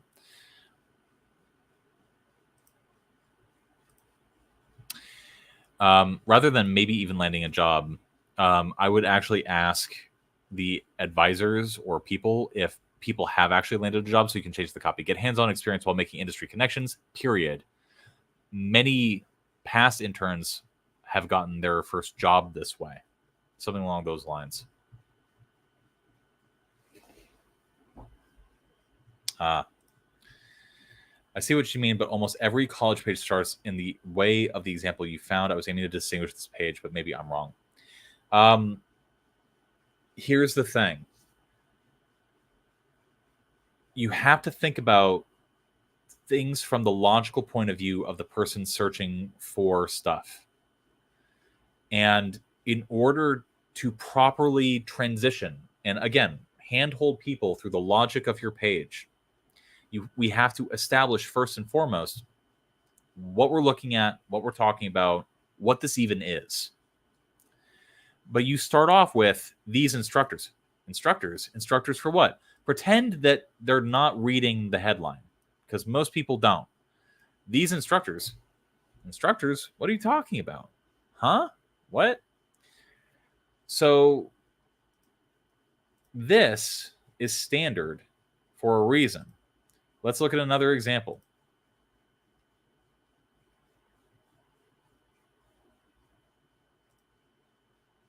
Earn a Master of Human Resource Management. Boost your professional credentials. There's the benefit. Prepare to become a strategic business partner. That is, okay, that's good copy. Here's why. A strategic business partner has a lot of implied benefits. Income, upward mobility, access to the growth of the business itself. Becoming a strategic business partner is good copy because there's an implied promise there. Okay, so that's good. Your Master of Human Resource Management degree earned online from the Forbes School of Business and Technology at the University of Arizona, woo, that's a mouthful, global campus, will help you address the social, ethical, legal, and economic issues facing virtual domestic. Okay, this copy sucks nuts. That's just too much. This is an example of like a committee deciding, oh, but we need to mention this, and we need to mention this, and we need to mention this. Oh, also, it needs to be like our marketing person says it needs to be SEO'd. And so whoever wrote this was just stuffing in as many SEO things as possible. So that's an example of bad copy. This good, this bad. Hope you guys recognize the difference. So,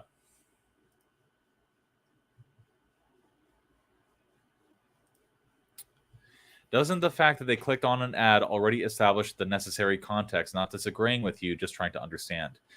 No, it very frequently does not, because again, you're not starting with what people are searching for.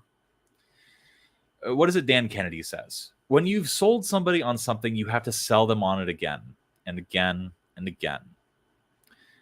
What we find is that when people click, it's like, have you ever gone through a door and been like, why did I enter this room?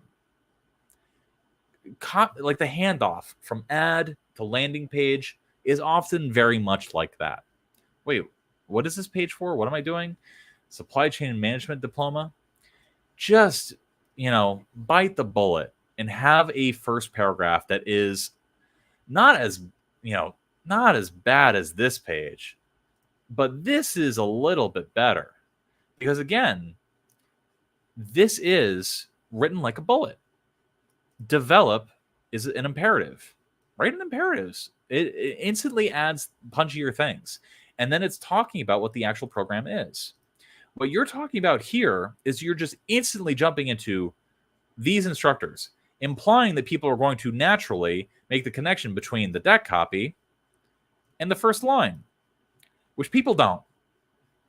I'm sorry to say. People don't.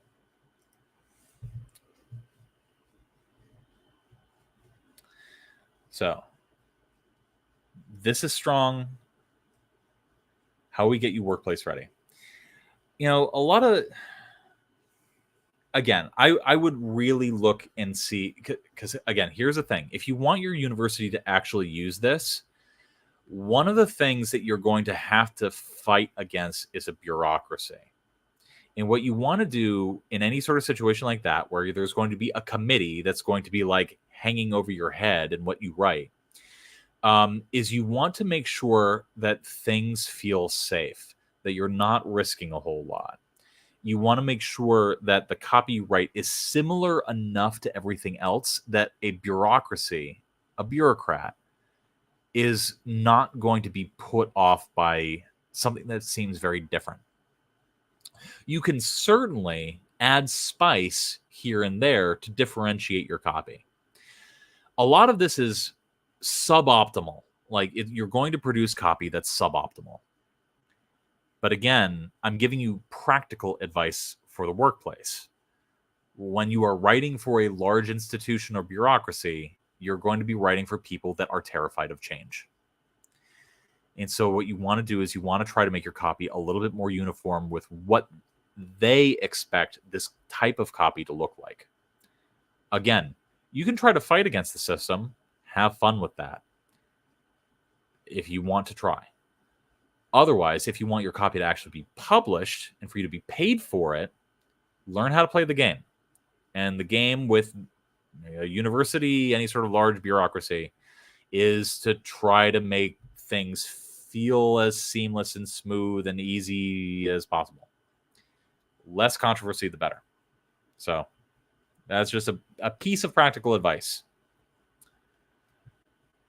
83.5% of our students have found employment within 6 months of graduation thanks to this career focus. Thanks to our career-focused approach to learning. That is, again, one of those small language nuance things that can make a big difference. Our career-focused approach to learning, based on 2023 data for English and French-speaking graduates. Cool. This is a good opportunity to dimensionalize. So that means that, I'm going to throw out a very stupid one. You're the copywriter. You come up with a good one. That means that more than 8 out of every 10 of our students have, get work within the first 6 months of graduating. Something along those lines, something to dimensionalize. That means more than 8 out of 10 of our students are, accomplishing their dreams, their goals, etc., and having a fulfilling career in supply chain management. You can also gussy up supply chain management a little bit better.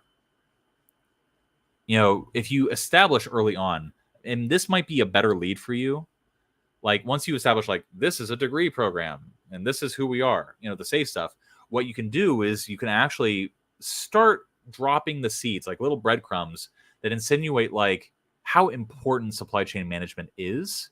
Because here's the thing. This doesn't pass the bed test, obviously. None of you woke up this morning and were like, oh my effing God, I cannot wait to manage some supply chains.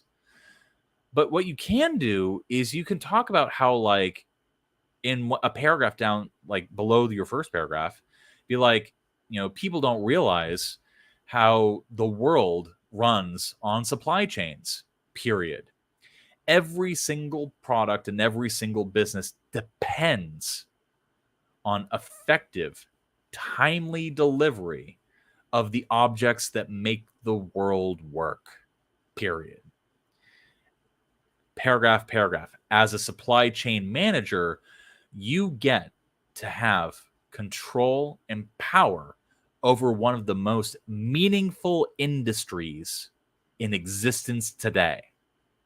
Something along those lines, for me, is a stronger start than what you currently have. Because what that does is it sells people on the actual thing that they're looking for, which, to be fair, they're already on the fence if they're looking for this stuff. But really selling them on like how powerful supply chain management is, well, what you're doing is you're not just promising people a diploma in a lucrative field. Everybody promises that. No, we are promising you power, actual fulfilling career in a position where you are important. You have to understand, guys, there is a dearth, a lack of meaning in our lives today. Ever since Nietzsche wrote "Also sprach Zarathustra," and Zarathustra himself came down from the mount and cried out that God was dead, Western civilization has been having a few problems, just a few. All of the bad things that have happened over the last 150 years have really stemmed from like a lack of meaning and trying to find something to replace the thing that religion sort of fulfilled. And so actually, one of the cool things about consumerism and copy is that you can actually craft things in a way that makes it seem like it will fill that void for people. And you know what? Supply chain management, I would rather you articulate that than do it for like a beauty product. That's just an ethical thing for me, though. Anywho, yes, exactly. That is a more copy-esque, succinct way of putting what I was just trying to put. Because again, once you establish early on that meaning, that importance, you can return to it later on and sort of like call back to it periodically throughout.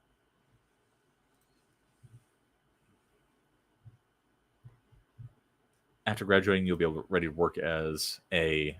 Okay, this is good. One thing you can also consider doing, and listen, again, like I've said before, you're writing for a bureaucracy. So they might push back on this. And if they push back on it, you have to really be careful about where you pick your battles. Because if you try to fight back against a bureaucracy, you're going to find how hard it is to nudge a tanker ship 2 inches to the left.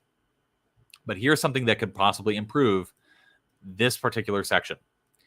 Go onto Glassdoor or go onto some sort of source of this kind of information. In America, it would be the Bureau of Labor and Statistics. And what you do is you find the median income for each of these jobs. And then you do what you did here. You provide the median income. If the median income is good, if it's good, if like all these positions have really lousy pay scales, don't do this. But if it's good, provide the the most robust, most up-to-date statistics on median income that you can for that particular section. Because, again, that clearly shows why people would want to do a thing. Still have questions? It's always a good idea to talk to a professional who can help you make a decision that's right for you. Our advisors can do just that. For a free, zero-pressure consultation, simply fill out the form. So, okay, you need to spell this out more. Again, listen, even if you're talking to somebody who is like looking for a master's degree, they have an IQ of 150. When they're browsing the internet, they have an IQ of 72. So you have to write as though they had an IQ of 72. Simply fill out the form. What form? What form? Spell things out for people as plainly and clearly as you can. That's my best advice for you. It'll count you at a time that works for you. Otherwise, this is good. Okay. Now, here's the thing. This landing page is disqualified. It gets an F because your lead fucking sucks. Okay. If your lead did not fucking suck, this would probably get a B. You're doing some good things here. There are a few tweaks, a few optimizations you can make along the way that would drastically improve it, in my opinion. Where you're really falling short is here.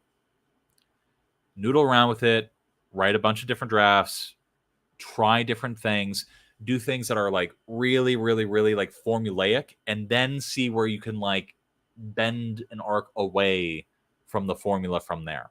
Because again, you want to keep in mind that you are writing for an institution, and institutions hate change. Does that help? Did I answer all your questions? Do you have any specific questions for me?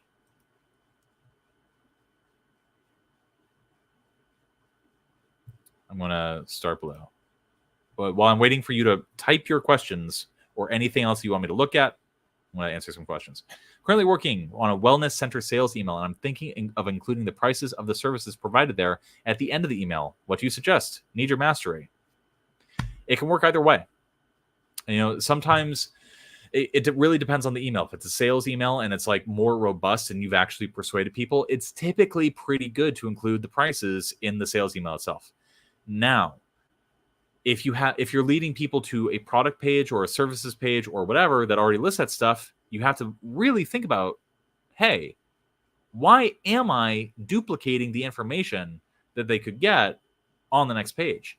Keep in mind, when people click, they're doing a little micro commitment. They are already enticed and interested in getting more information. So sometimes it's better to just leave prices off of the emails that you're selling. I tend to leave prices off a little bit more than my peers, but that's just me.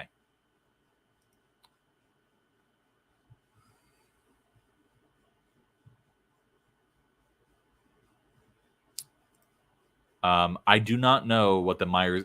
Yeah, I don't know what my Myers-Briggs is, and also that is based on Jungian psychology, and that's bunk.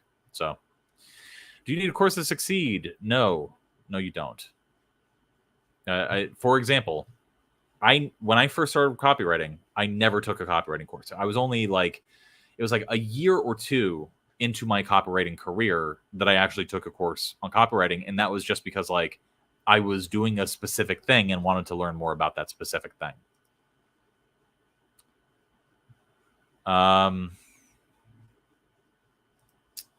If we have time, I will try.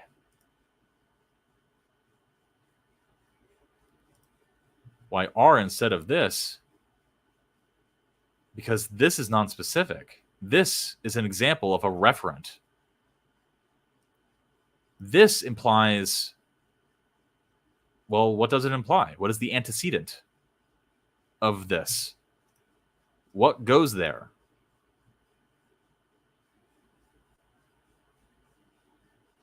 Like point out to me in the copy what grammatical filler would replace this. What is the noun? I'm waiting. The diploma. Thanks to diploma, career-focused approach. No, that doesn't make sense. No, You have to actually fill in a noun that makes sense in the context of the sentence. That is how reference work. Once a graduate, thanks to the diploma, career focused approach to learning. Nope. So it's not diploma. Try again. F.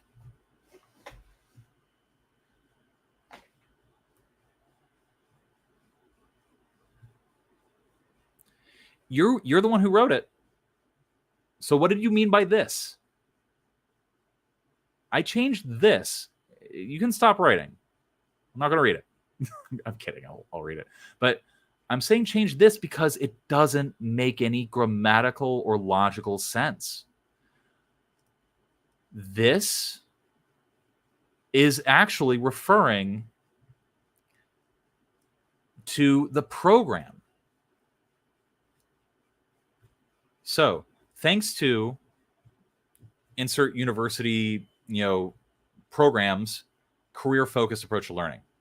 So if you were to rewrite it, it would be like, here, can I actually edit this? No, I don't have edit access. So graduation, thanks to the University of Arizona's, supply chain management programs, career-focused approach to learning. Okay, so that's mealy. That's too much verbal information. You get all of that by replacing it with OUR, R. Thanks to our career-focused approach to learning.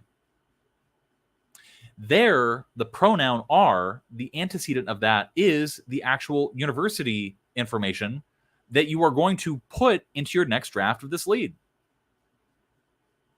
All right? All right.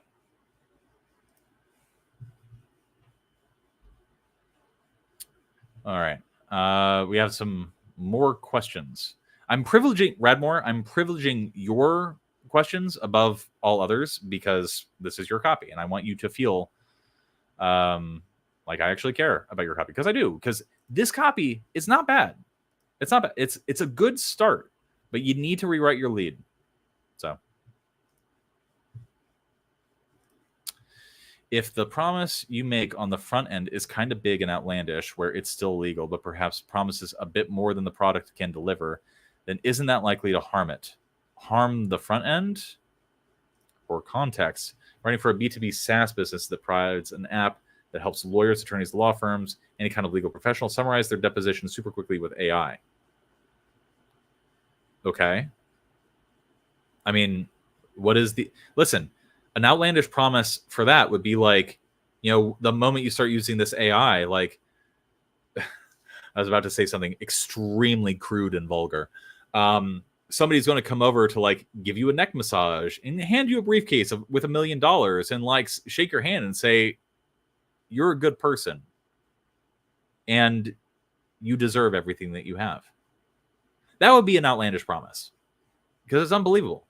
You want to avoid outlandish promises if they are unbelievable for the demographic you are trying to talk to. That is a piece of advice, what I just said, that sentence, that I think y'all should write down. That's when you want to avoid outlandish promises. Now, a lot of copywriting gurus make outlandish promises because they know that the demographic that is going to be watching their videos on YouTube don't know any fucking better.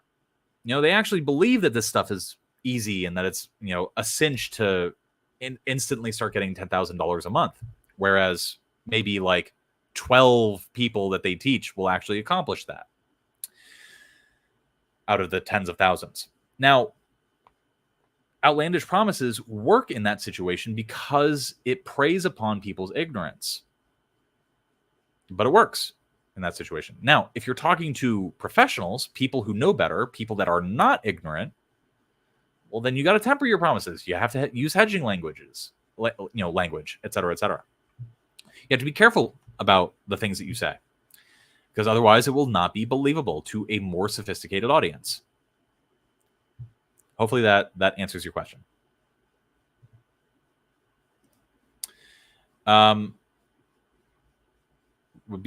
Would saying quarter of the price be better than 1/4 of the price? I agree with Tanya's opinion, which is 25.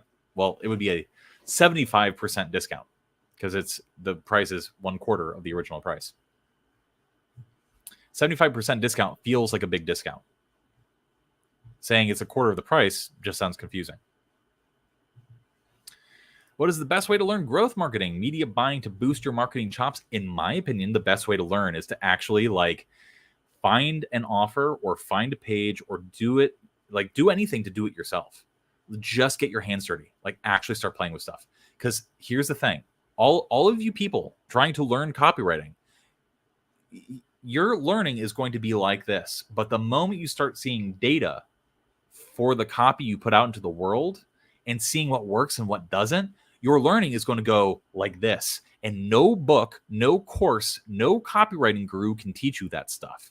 So if you want the best way to learn marketing, you got to market and actually see results, take notes, and do things differently if things don't work.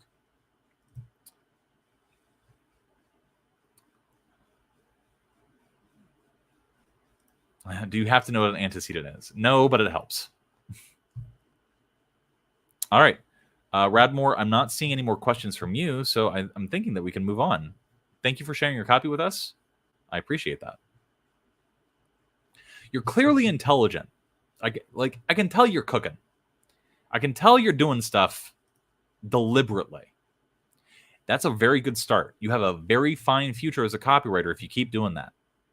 But you have to be careful not to let your intelligence and your cleverness steer you away from what works for dumb people. So keep that in mind. How do I plan the structure before writing a sales page? What I typically do is I will either just start writing and see. Oftentimes, a structure will sort of map itself out in my head for me. But typically, what I'll do is I will look at 3 to 5, sometimes even 10 in a similar niche or that do a similar thing that I'm doing, and look at the sections that they have, and then just try to mirror that outline. I reverse outline a bunch and then find the different segments that they're using, and then just sort of build my own deck of the sections that I'm going to deploy. I also do a lot of, I haven't done this in a while, but I used to do a lot of what's called copyboarding, which is a whole system for planning out sales pages and sales letters that I will talk about in some future video. So there you go. Awesome. Thank you.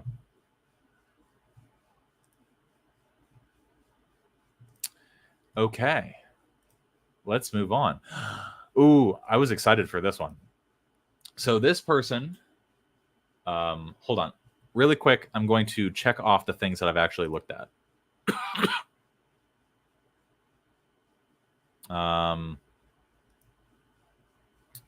This person did not give me access to their thing. Kevin's thing gets a green check. Radmore's thing gets a green check. Okay, this is Kablowithak. Do you review funnels? I did some practice of building out an entire webinar funnel for a company that offers training for people who want to be health coaches. Price point is £4,440 for a 12-month course. I love that. I love designing funnels, and I do not get to do it too often anymore, but I was the guy. I actually worked with a marketing director back in the day where we were really legit trying to crack new and novel improvements to the Agora front-end funnel, specifically the upsell downsell funnel. So, yeah. How do you belief shift? Gradually, very gradually. You have to get people to buy in to things one little bit of information at a time. It's very hard to do. Okay. Oh, I love this. I love looking at funnels. So let's look at the whole thing. Okay. We have their current funnel. Oh, my computer fans just went on because apparently this is just chewing up my RAM. Okay. Their current funnel. They have cold traffic ads, which leads to their website. Is it a landing page on their website? Okay. So it's a sign-up page on their website. So when you're mapping out funnels, you want to make sure that you indicate specifically what's going on. So if the cold traffic ads lead to their website, I'm going to assume it's their homepage, and then they can click a link to go to a sign up page. I'm presuming that's not what's happening here. They're going from cold traffic to a sign up page that's on their website. So draw a box around sign up page and put the sign up page in that box. Okay. Once they get to the sign up page, email 1, thank you for signing up. Email 2 is a reminder of the webinar. Also, when you're doing funnel design and like funnel hacking, you want to indicate like how much time passes. Is there any behavioral trigger?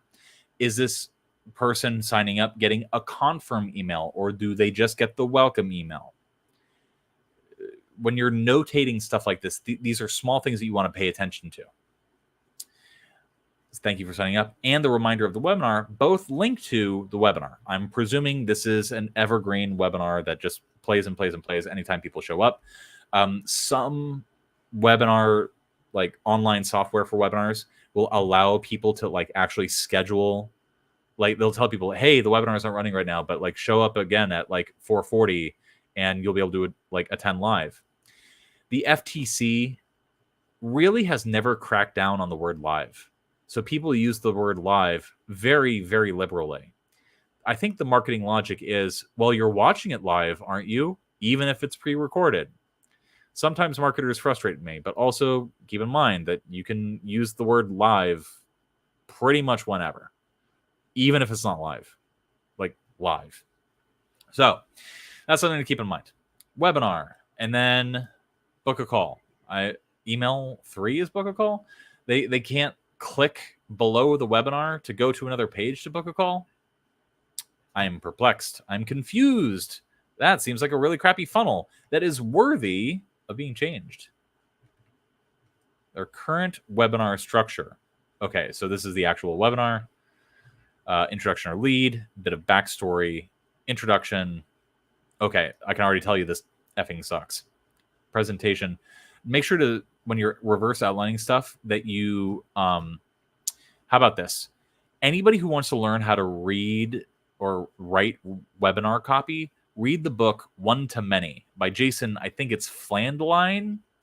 That book is the Bible for digital marketing webinars. It is the best book I have ever read about webinars. And I would suggest using his actual suggestions for how to structure a webinar, but also like use his language for reverse outlining other people's webinars. Okay. So this is the new funnel, his proposed funnel.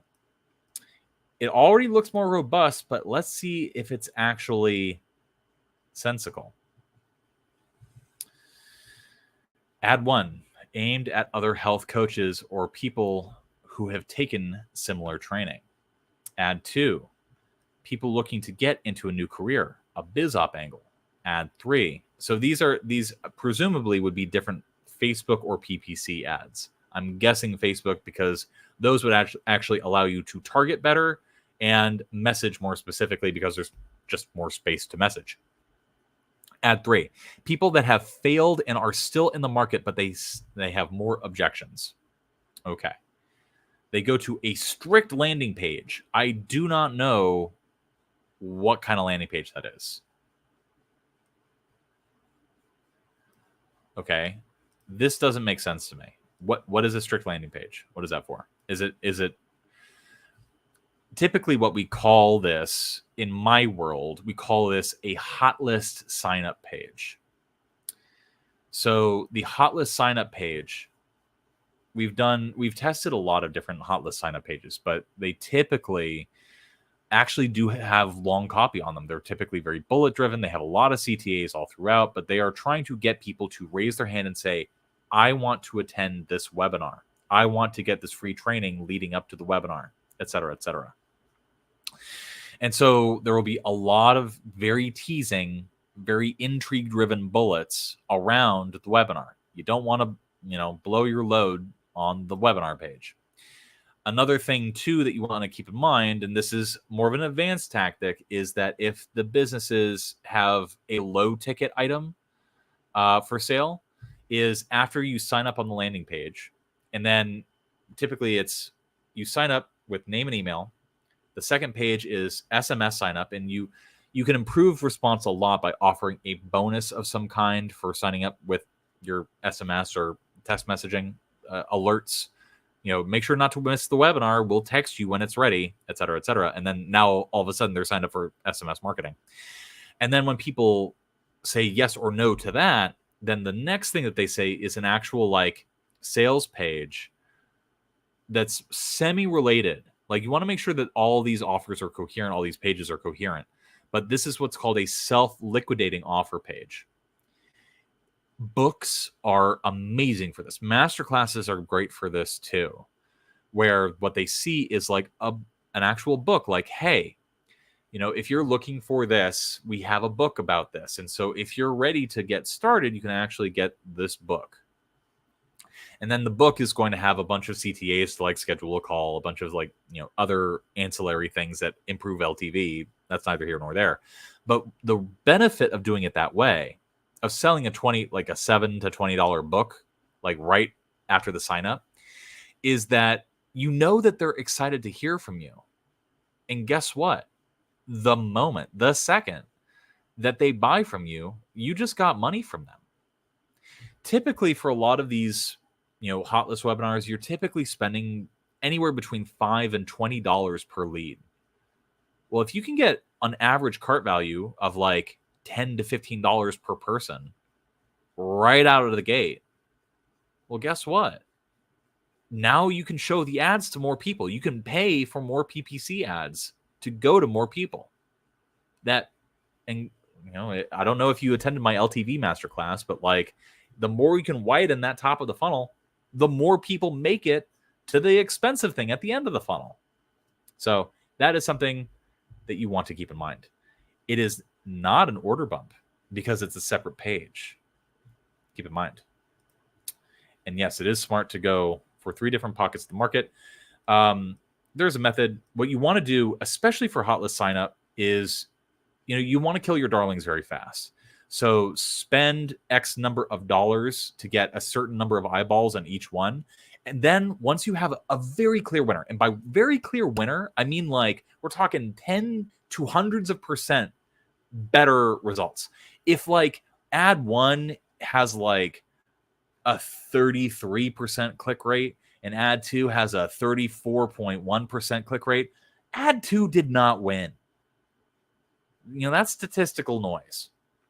But if ad 1 is like 17% and ad 2 is like 40% and ad 3 is 41%, get rid of ad 1 as soon as possible because you don't want to be paying for stupid bullshit. Make sense? Makes sense. Okay. All right. Clean that up. After sign up page, give excitement, give credibility, preface email. So I'm presuming this would be like a thank you page. One thing that you can do on your thank you pages, especially for webinars, is you can actually have the ability to have people either automatically put this into their Google Calendar or automatically download what is called an ICS file to add it to their Outlook calendar. That was a very good booster for not only my thank you pages for webinar signups, but also for a lot of the email trainings that went out between sign up and the webinar itself. So, email 1, webinar info, link to community. Yeah, maybe. Lead magnet that was promised. Join community plus welcome. Here is where you find everything. Yeah, this can work. But I'm not loving it so far. It feels very generic to me. Join community plus welcome. Here is where you find everything. Email 2. Who is this webinar for? How is it different? Future pacing. Here's a suggestion. This is something that I learned along the way. Take your webinar copy, lead, credit, objection handling, etc. However you structure your webinar. And however you structure your webinar, pull out those individual pieces, and that is going to give you your email structure. So email 1 is going to be more like a lead, getting people really excited. Email 2, if your second section is like all about credibility, email 2 is going to be like a preface, like a preamble, persuasion for your cred section. Email 3, et cetera, et cetera. The thing that you have to keep in mind when you are writing for webinars is that the amount of money that you make is entirely dependent on one variable. How many butts are in seats during the webinar? The more butts you can get into seats to actually show up for and watch the webinar, the better. The more money you're going to make, even if the copy is bad. And so the variable you need to optimize for in your email sequence is getting people so unbelievably hype for this webinar. Lots of teasing, lots of benefits. Even if the copy is a little bit repetitive to what's in the webinar itself, well, in the webinar, you have your best copy. So just reformat and reuse your best copy for the emails themselves. Listen, it sounds like it's not going to work. I'm telling you it's going to work. Because, again, if the webinar copy is already like fine-tuned to be really engaging, just use it for the emails. Like, for example, there was one webinar I did where in part of the promo, it was just like illustrating like all the different gains from like this person's past recommendations and stuff like that. And what I did was I almost legitimately copy pasted it word for word in one of the emails. That webinar had a huge attendance rate, had a huge take rate. I think it was my first $1 million webinar. James Altucher. Anyway, just literally, I just copy pasted the information in the webinar into the email. Did great. So again, what I'm trying to illustrate to you guys, what I'm trying to emphasize to you guys is that like all this stuff, building credibility, who we've helped, and success stories, don't cram all that shit in there. Rule of one this shit. Like, what is going to be the most spicy meat the ball that you can show people that's going to convince people to show up in seats? If it's like, who we are, people don't care who you are. People care how you can help them. So focus on that. Case studies, success stories, that's good. That's good. So that'll get people to show up if the case studies are very good. Anyway, join community. Welcome. Here's where you find everything. Community posts. Who is this webinar for? Yeah. Listen, community posts, like a lot of that is just going to be like different variations on the actual email threads.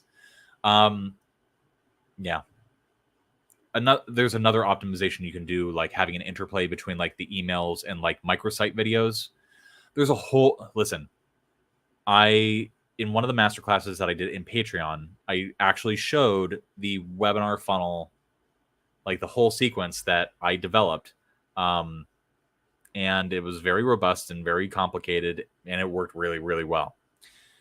So I would go look at that. It is in my email sequences masterclass. I think it's called the Cash Conveyor Belt. That is going to have an example of like a webinar sequence that works really, really well. So you might consider like ripping that off if possible. So new webinar structure.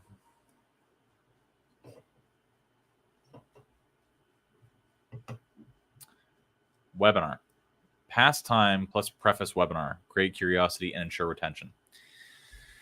You're going to notice this trick a lot. I sometimes use it in these streams, which is, can you hear me? Press Y in chat. That it's a legit request, but also like if you want to sell people, you need to get people nodding their heads. One of the easiest ways to get people to nod their heads is like actually ask the simplest questions that you can get them to say yes to. Can you hear me? How is everybody doing? Are you all doing well? Nod your head yes. Press Y in the chat. Are you all excited to hear about yada yada? Press Y in the chat. Am I coming through? Y in the chat, etc.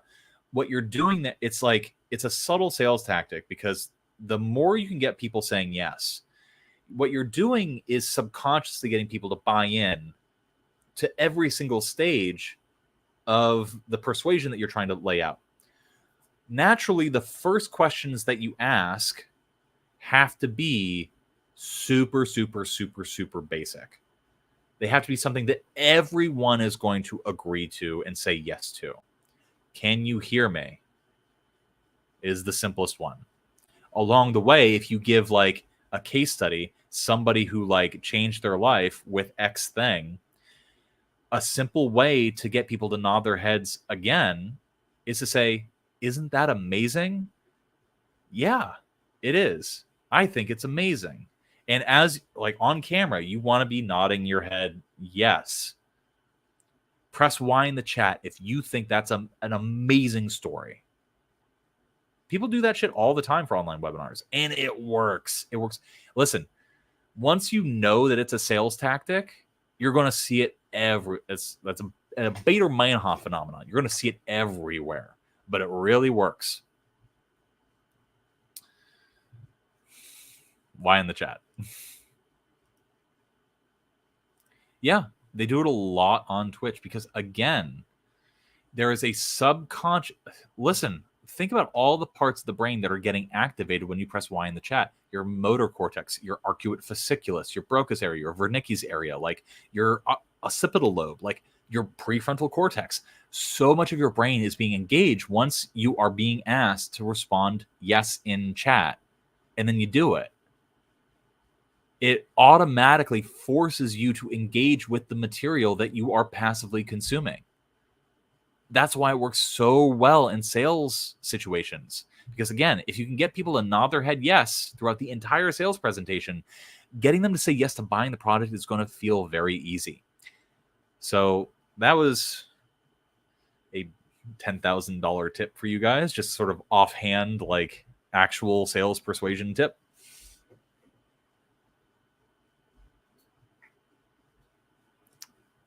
Love it. All right. Quiz, audience call out. Don't love that. You don't want to create as much friction as possible in the very beginning. Pain you face. So pain points.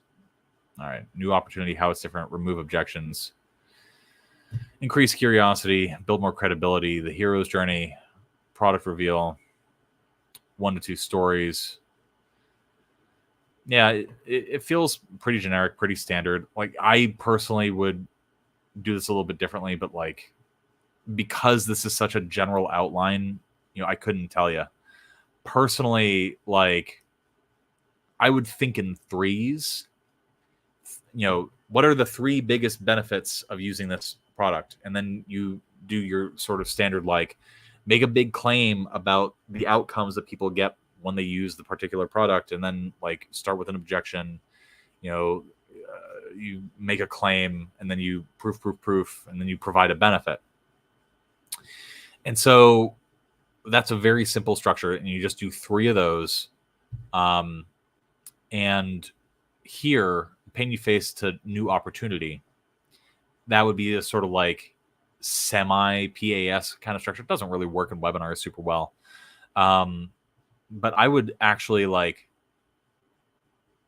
yeah, I don't know. Like, again, without looking at the copy, I can't really comment on it, but I would really think about like having 3 different either objection sections or like hidden benefit sections that similarly serve to remove objections. And then I would have like before the objection sections, like the credibility. How it's different. What is it? I guess it would be the new opportunity. I would personally suggest spelling out some of the benefits, or at least one of the benefits of the opportunity, before spelling out how it's different. And then right in here is, before we talk about like all the amazing aspects of yada, yada, yada, you should probably learn more about me. And then that would be a good place to create an open loop and shunt in your credibility. Creating open loops is so important for webinars because, again, the variable that you're initially optimizing for is butts and seats for the beginning of that webinar. The next variable, once people are in the webinar, is getting them to watch for the product reveal. Now, I mentioned earlier in the stream one of my favorite types of closes, the 3 choices close, but there are many others you can do this too. But one of the things that Russell Brunson actually recommends in Expert Secrets that I started doing in my VSLs, and it worked really, really well, was right before you reveal the product, actually ask people like, hey, I've been talking a lot about this and this and this, and I'm sure all of you are really excited about X, Y, and Z. Now, I have been working for Y amount of time on a very interesting project that I think could solve pain points 1, 2, and 3. Do you want to hear more about it? Do you want me to talk to you about this project that I've been working on? Press Y in the chat and let me know. Because guess what they're saying yes to at that point? They're saying yes to you selling them the product. So that is a very, very good way to pivot to the actual selling of the product. Keep that in mind. So, FAQ, final call to action. Yeah, pretty good. But again, like all this feels fairly generic to me. And I suggested a few different optimizations and things that you can do, things that you want to keep in mind. Email 4, webinar replay, nothing changes if nothing changes, book a call to action. I'm going to focus on the emails, not the community post, because it's probably all going to be the same anyway. Email 5, crush objections plus FAQ, the bridge between where you are and where you want to be. Fast action bonus. Yeah, and then it sort of cuts off. Let me see if there's anything more. No, there's nothing more. Book a call to CTA. There are few different optimizations that you can do for this that I've talked about before, but one of the things that you can do to really like improve the take rate on webinars, especially high ticket webinars, is to actually like provide people that either attended or missed it, or attended and didn't follow through to the end, provide people with a transcript. Say, hey, I noticed you weren't able to stick around for the whole webinar. For your convenience, because I know that your time is valuable, here's a transcript of the actual webinar. And then link them to a sales letter that has just the webinar script verbatim with a bunch of CTAs to book a call. That way, like the people that drop off and like leave the webinar or don't even show up to the webinar, at the very least, you're still showing them sales copy, but you're couching it, you're framing it as an actual benefit to them. Again, it's about getting people excited to be sold to, which, if you do it well, is legitimately a good thing to do. So I've been doing this for a while. This particular funnel, it happens to be in my queue zone. Like some of the other copy is just like, maybe do this, maybe do this. For like webinar sequences, I spent a year where the only copy I wrote was for webinar sequences, a whole year.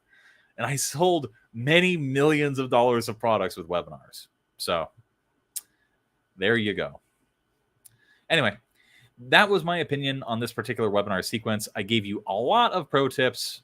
All of you watching for free just got stuff that you would learn in like high ticket seminars. So you're welcome. I don't know if the person watching is even around, but I'm going to mark that as checked. If you have any questions, if you have any concerns, anything that you want to ask me, ask in the chat, and I will prioritize your question. Let's move on to the next thing. Okay, so this is what is this? landing page masterclass. So I'm guessing this is just topper copy. All right, everybody, you need some context for this. I'm sorry. So we have a standing offer, and this standing offer is going to end fairly soon. That if you go to our web page, go to our digital products, you actually look at all of our digital products, you'll notice that some of them have copy. This has copy. Oh, this has copy. This is one of our different products. It's in the Patreon. We should link to that. Are we not linking to that? We should link to that. Anyway, I'm going to make sure that we go do that so that people know that they don't have to buy through here. They can actually get it on the Patreon. But if you go through the actual catalog, you'll notice that some of the pages do not have copy. They're missing copy. We have a standing offer to pay people $150 if they write copy for our product pages and we publish it. Now, here's the thing. We're actually going to treat it like we care about these pages, and we will pay you $150 if you write this copy for us. That way, we review the copy on stream, you get feedback, you get possibly paid. It can be your first gig, it can be your first portfolio piece. That's the benefit that we're offering to people. The only stipulation is that you have to actually be a member of Patreon so that you can actually watch the thing that you're selling. Now, one of the things that I immediately notice for this particular product page copy is that it's very short. It's very, very short. And it's topper copy. So topper copy for product page, and you'll notice this if you go to any Amazon product page. You have the headline. This is just standard format for product pages for too many websites. You have topper copy that sort of teases a little bit and specifies stuff. Here. Headline, price, topper, deliverables, etc. And then you go down below, it has actual copy that sells stuff. And bullets that tease what you get when you sign up. Okay. It's very standard format for a product page. Now, for this product page, one thing that you notice is that it's confusing the topper copy for the copy itself. It's not understanding what topper copy is for. I can see that immediately. And so fix that. This is not enough copy. You never get a second chance to make a first impression. Will Rogers, what if I told you you can make a lasting first impression and turn first-time visitors into potential customers in under 30 seconds with the right landing page? It's not bad. It's not a bad opener. But again, this is topper copy. With topper copy, you have a very, very limited amount of real estate to get the point across. Very, very small. Otherwise, the formatting is going to be super weird.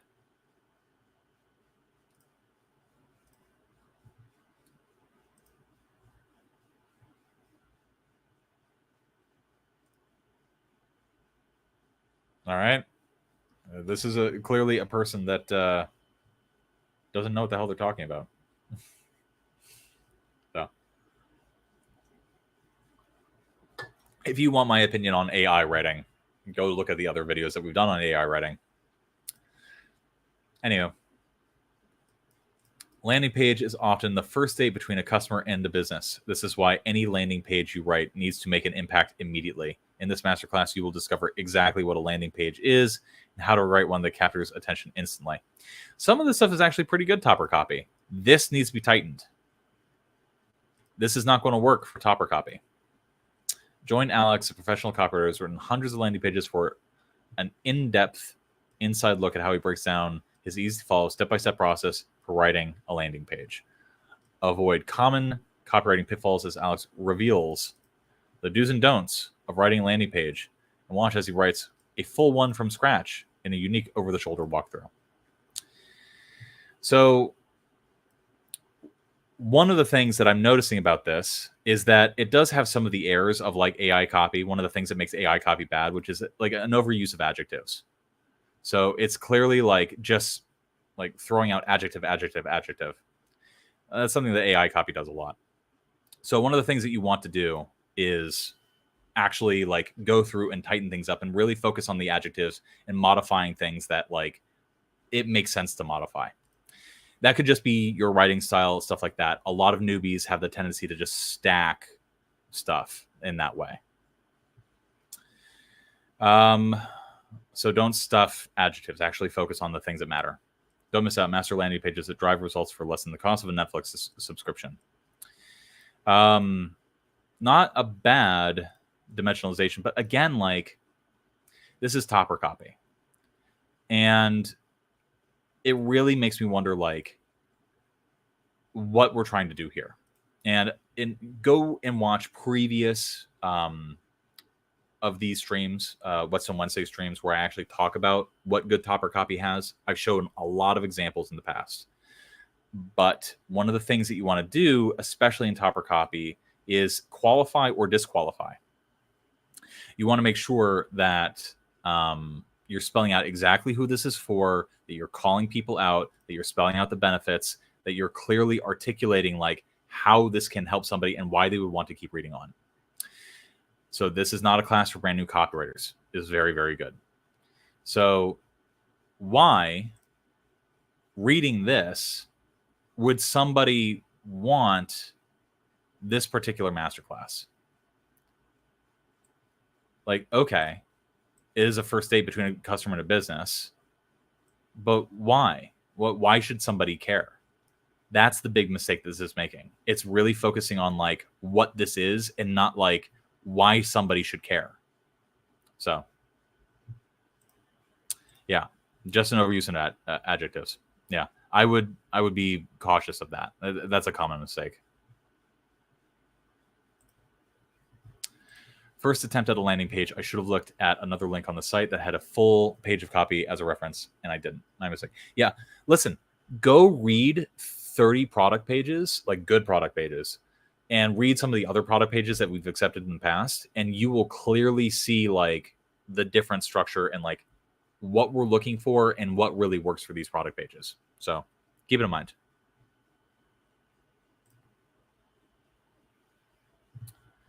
Anyway, I don't really have a whole lot else to say here other than that, but give it another shot. If we accept it, we'll definitely pay you $150. But right now, this is obviously not enough copy. So, however, we have another of these product pages. This is the next thing up. And this is, let's see, hold on. Oh, also for the landing page masterclass. People are competing. I love it. Okay. Yeah, of course. If we don't accept this person who's also writing copy for the same page, I will gladly look at your copy again. So, hi, Sean. This is the second time I'm sending you this product page for review. I've tried to take your advice from last time to heart, but I don't have a heart. Instead, I rewrote this piece of copy using my non-existent copywriting skills. All right. Please don't be too harsh critiquing this piece of copy because I won't be able to attend the live stream. This means I won't be able to defend myself by throwing things at you and destroying my screen in the process. I wasn't sure until he mentioned that this person was just joking. That was my alter ego and trying to be funny. This person has read too many Dan Throssell emails. I took your advice from last time and rewrote the whole product page. Only the bullets are the same because you said they were pretty solid. Feel free to pick this piece of copy apart. I hope you will like it, though. And if not, I'm going to rewrite it again and again until you like it. Trust the process. How to write effective landing pages. Okay. Take advantage of a professional copywriter's insider knowledge and proven practices for writing high-converting landing pages. Plus, look over his shoulder as he crafts a real project landing page from scratch, so you can reliably add this high-converting, high-leverage skill to your repertoire, increase your value in the marketplace, and boost your income. Okay, so this is an example of what I was talking about before, how in the topper copy, it's spelling out the benefits. I would personally start with benefits and then go into here. This isn't terrible. I don't know if it's passing for me yet, though. For any copywriter who wants to learn how to write effective landing pages, this masterclass is a shortcut you've been looking for. Okay. I want to show an example of like another piece of copy that I think really excelled in terms of like this topper copy that I'm trying to spell out for you guys.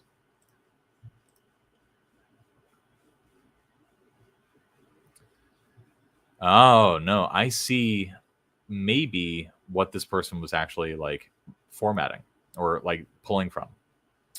Look over Sean's shoulder as he breaks down some of the most successful emails ever written. Plus, he gives you his successive list management strategies you need to grow a healthy, engaged, and profitable list. Okay, so this, not this topper copy. Share screen, landing page. This is almost a line for line remix of this. Look over this so you can get this. If you're looking for this, then this is what you want. Let's look at the structure. Do this, get this, so you can achieve this. So for any copywriter who wants this, you want that. Yeah, there you go. So we found the format that this person is mirroring. What I think this is doing better is it's very clearly like every sentence is very benefit driven. Breaks down some of the most successful emails ever written. The implied benefit is that these emails were successful and you can learn it too. Plus, he gives you his secret email list management strategies. So there's intrigue there. You need to get benefit, benefit, benefit. Let's compare. What in here has intrigue? Not really a whole lot. What in here is like spelling out a bunch of different benefits? Look over his shoulder as he crafts a real project landing page from scratch. Some people want that for sure, but you can spice it up a bit by attaching the what you get to the benefit that you want. The benefit that you know in the back of your head is actually going to produce more income. So even though this copy up here is attempting to mirror this, we know that the copy here is doing a better job because it is dripping with more intrigue. It is providing clearer benefits. It's providing both implied and direct benefits. And every single paragraph, every single sentence has benefits in it. Whereas this, insider knowledge and proven practices, that's an implied benefit. Good. Look over shoulder as he crafts a real project landing page from scratch. Not really a strong benefit. So you can reliably add this high leverage skill to your repertoire, increase your value in the marketplace, and boost your income. Benefit, benefit, benefit. Okay. But again, it's not as punchy as the other piece of copy. So for any copywriter who wants to learn how to write effective landing pages, this masterclass is the shortcut that you've been looking for. So the benefit being a shortcut. Again, it's good. It's just not there yet. There's an ineffable, it needs to be a little bit punchier. I think it comes down to word choice, sentence length, and what you're emphasizing. So that would be what I would want to change there. Just play around with this. Try to reword it a little bit better to really get across what you're trying to get across. Okay, all the CTAs are good. All the descriptions and stuff is good. Discover the easy way to write winning landing pages and become indispensable to your clients. There's 41 of you that are watching right now. How many of you go, I know exactly what indispensable means?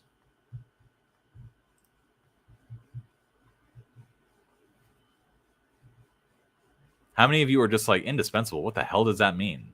Is there anybody out there? I know some of you are still watching.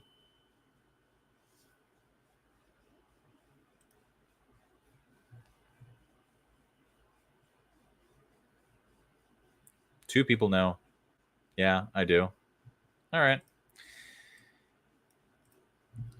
I would replace indispensable with something like invaluable. Something that just, it's so clearly, plainly, and instantly communicates the benefit.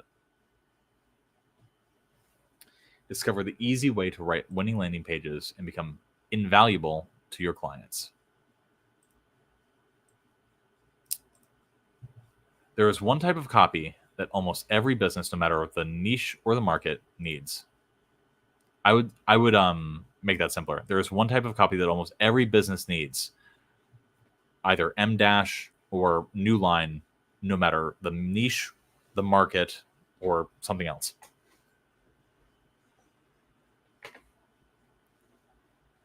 I would not do priceless. Everything has a price. All right. In fact, without this crucial type of copy, almost every business is doomed to failure, because no matter how many emails and ads they put out into the world, lacking this converting copy asset will make their marketing efforts flop miserably. So far, this is pretty good. What do you guys think? So far, this lead is actually doing pretty good. This needs to be tightened. This is pretty strong. I'm liking this so far. The copywriters who can write this type of copy well, they can command huge payouts for their clients and for themselves every single month. What type of copy are we talking about? Put this on its own line, landing pages. And then that would be also your opportunity to say, explain what is a landing page. Now, a lot of people are confused about what a landing page is. A landing page is. Very simply, a landing page is this. And if you want to learn how to write a killer landing page, this is your opportunity to pick the brand. Well, I would change pick the brand, because that implies a promise that we can't fulfill, of a professional copywriter who has written hundreds of them and clocked in over 3.8 millions in revenue throughout his career. I think it's actually more than that at this particular point. And also 3.8 millions. What? This is just weird. This was strong. And this was strong. This feels like it could be expanded. It feels like we're jumping off a cliff a little bit.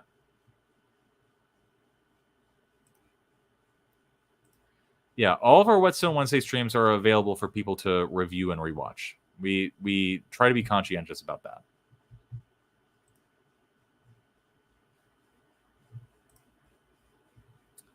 One single, concise, action-focused masterclass. This means that you can shortcut your learning curve and avoid... rephrase that and avoid the biggest mistakes when it comes to writing a landing page. More importantly, you will get intimate, over-the-shoulder insight into his unique writing process as he writes a landing page for health. I would nix that, as he writes a landing page for a multi-million-dollar health company.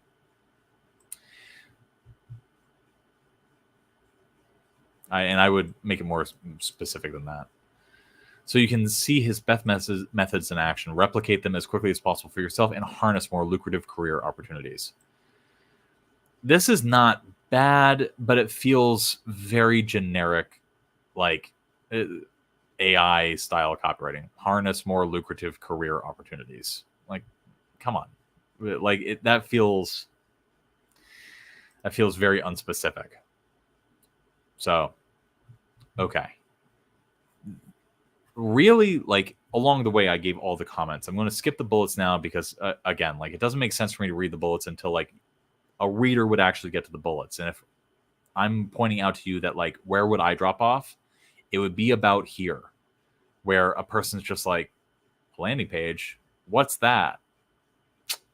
That's where you want to do it. Okay. Yeah.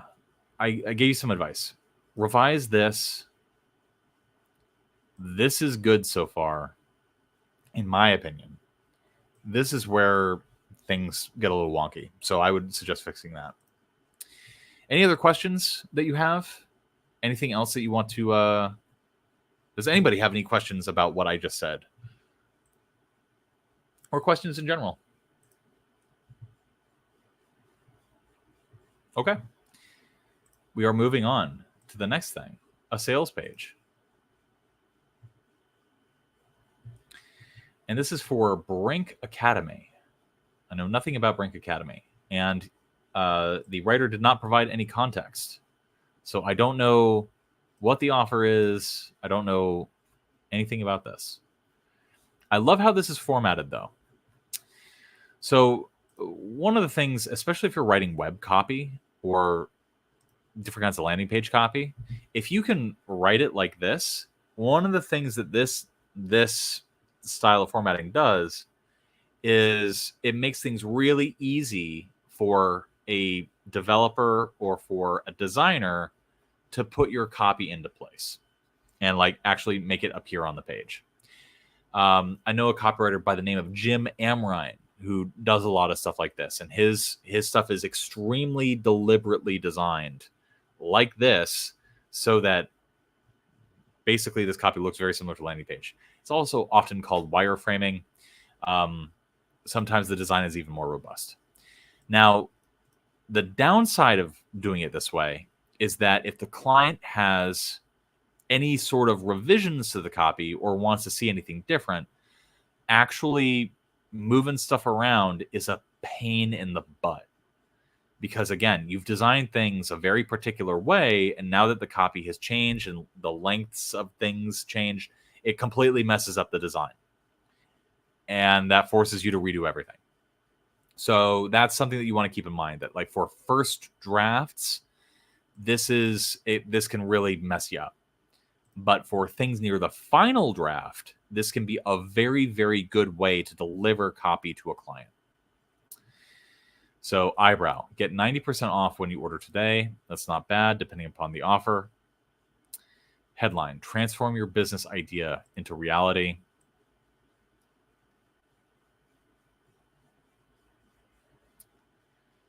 I don't love that. It feels ununique to me. It doesn't feel very special. It feels very humdrum to me. Subhead, learn how to launch a successful startup using Brink's step-by-step framework. Okay, so this is either a biz op, info product, coaching, or something along those lines. Yeah. Generic is a good word. Okay. Step-by-step roadmap.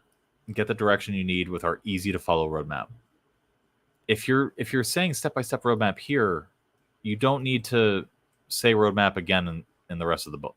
Anyway. Weak. Industry experts. Use our decades of experience and knowledge to accelerate your career.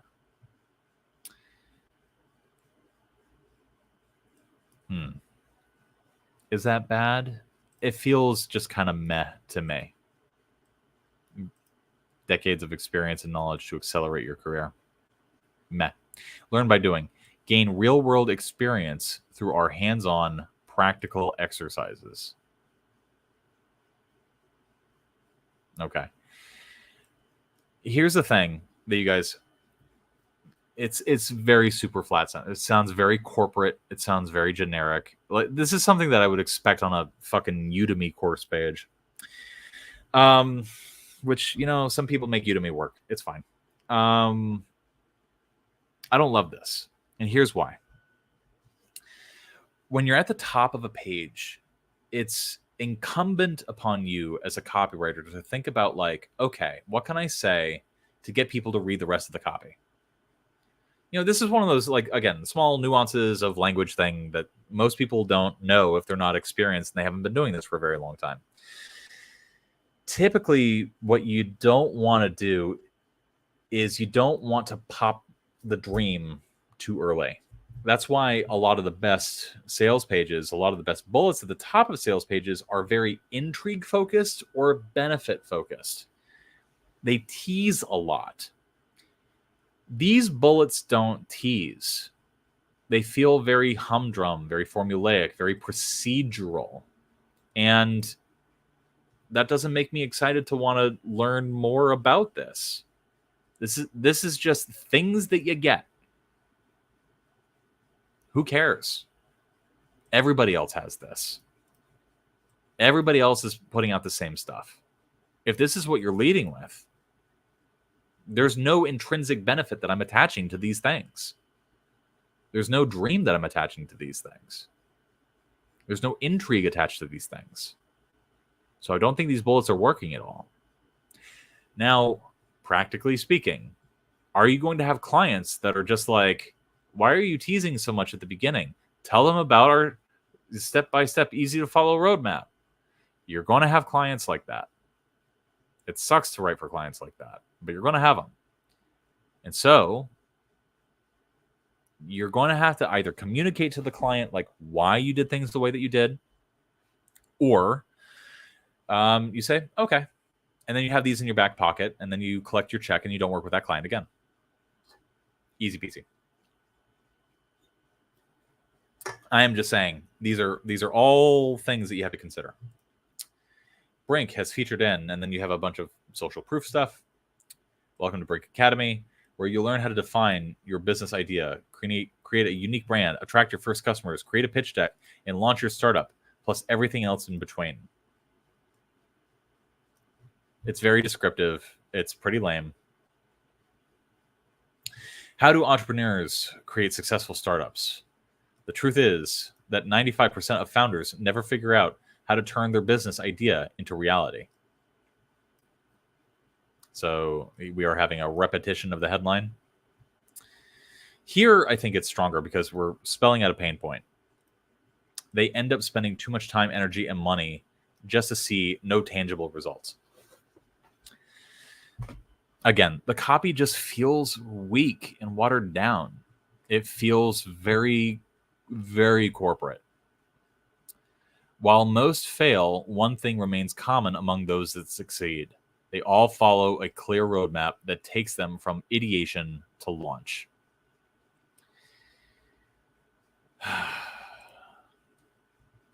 You know, the big problem with a lot of copy that's like this is that it's very abstract. You know, this copy is not bad because it's not clear. It's very clear. The problem with this kind of copy is that it's very abstract. People don't understand intuitively what it means to go from ideation to launch.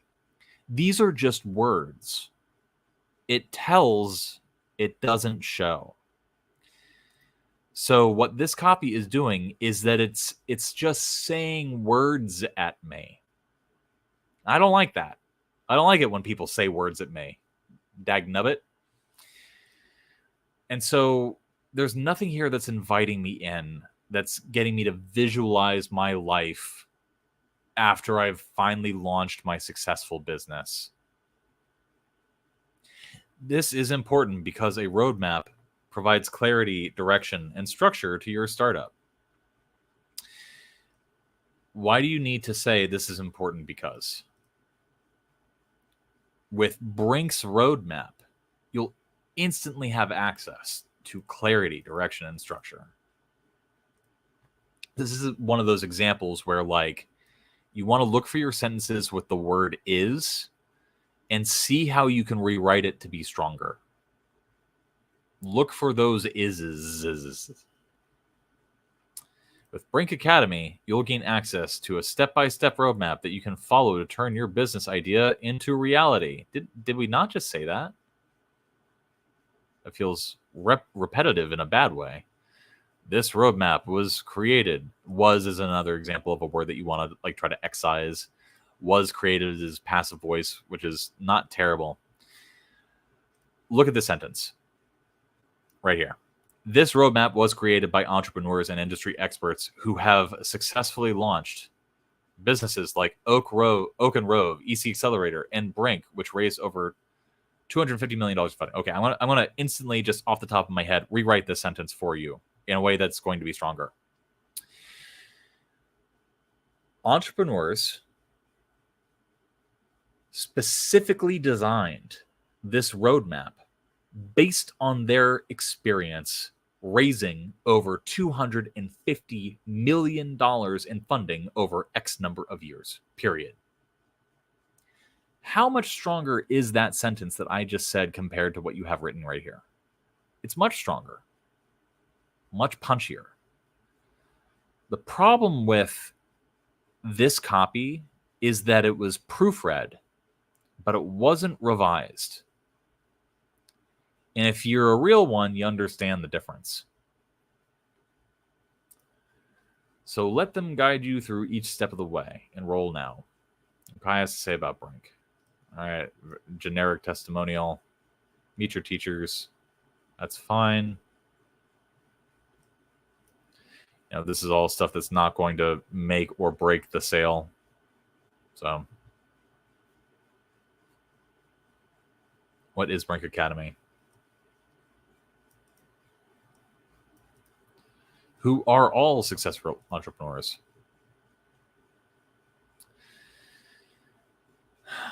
Yeah. I'm going to stop reading here. I'm not going to read through all 14 pages of this. I think I would die. It's fine for a Udemy page. It's fine for people that are extremely corporate and don't understand info publishing particularly well. I think the big selling point is going to be their success in the past and the money that they've raised. And so I would probably foreground that and make sure that's in your teaser bullets. Like, industry experts don't just say use our decades of experience. Like, we have experience raising over $250 million for businesses and startups. Like, learn what we've learned over the years, that we've done this. Like, actually use specifics if you're going to use specifics down below the page. Everything else is just it's super weak, but it's one of those things where it's like, I can imagine that these clients would probably read this copy and go like, oh my God, this is perfect. This is the kind of copy that makes me sad, where it's like, it's clearly competent, but before we had a troll in here who was talking about AI copy, how AI copy is going to take all of our jobs. This is the kind of copy that AI copy is going to replace. This is the kind of copy that AI is going to be able to do better and faster than a human, because it's boring. It's not emotional. It's very humdrum, repetitive. It's a chore to read. AI copy is going to be great at that. And so what I would encourage you to do in this is just look for opportunities to add some punch, to think about what people actually want. Like, what do people want? What are they worried about? They're not worried about spending too much time, energy, and money. They're worried about failure. They're, an entrepreneur launching a business is not worried about these words. They are worried about disappointing their family. They're worried about raising a bunch of money and then having to go hat in hand to investors and say, sorry, I fucked up. So a lot of these words hide the very real concerns that new entrepreneurs have. And for that reason, I'm extremely disappointed in this copy. Now, have I seen a lot of copy out there on the web that is like this? Oh, yeah. Is this publishable? Oh, yeah. Is it going to convert as well as it can? No. So those are all things that you want to keep in mind.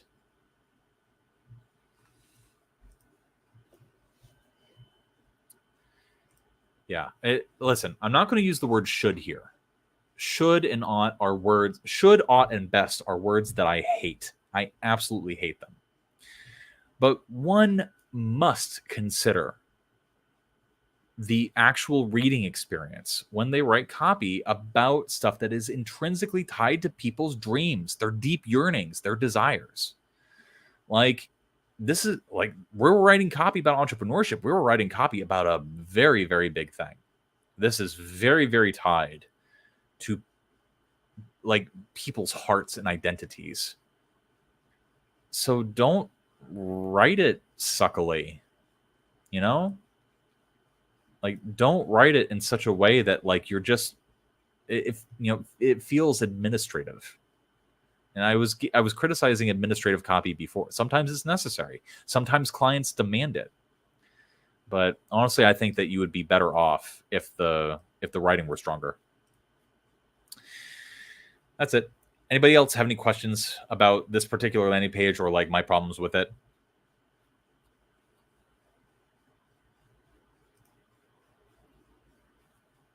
You know, here's everything you get when you join Brink Academy today. Module 1, product ideation and selection. Like it just feels like a chore. You know, what are the benefits? Strong foundation for your startup. What does that mean? What does that actually mean to people? Somebody's in their garage right now and they're working on like, I don't know, a clothes hanger that folds so that when you like go to hang your jacket on a clothes rack that's like too close to the wall, it doesn't fit right. So they're trying to invent a clothes hanger that like actually like folds up your jacket so that you can hang on those like poorly installed clothing racks. So somebody's working on that product right now. I think I know the person. I think I've actually seen that ad. And so what do they care about? What are they thinking about? You know, they're thinking about launching their business around this like clothing hanger. They're working their ass off on it. Like, they're not thinking about like how to, you know, get a strong foundation for your startup. What is their pain point? Getting the first sale. Actually bringing in money.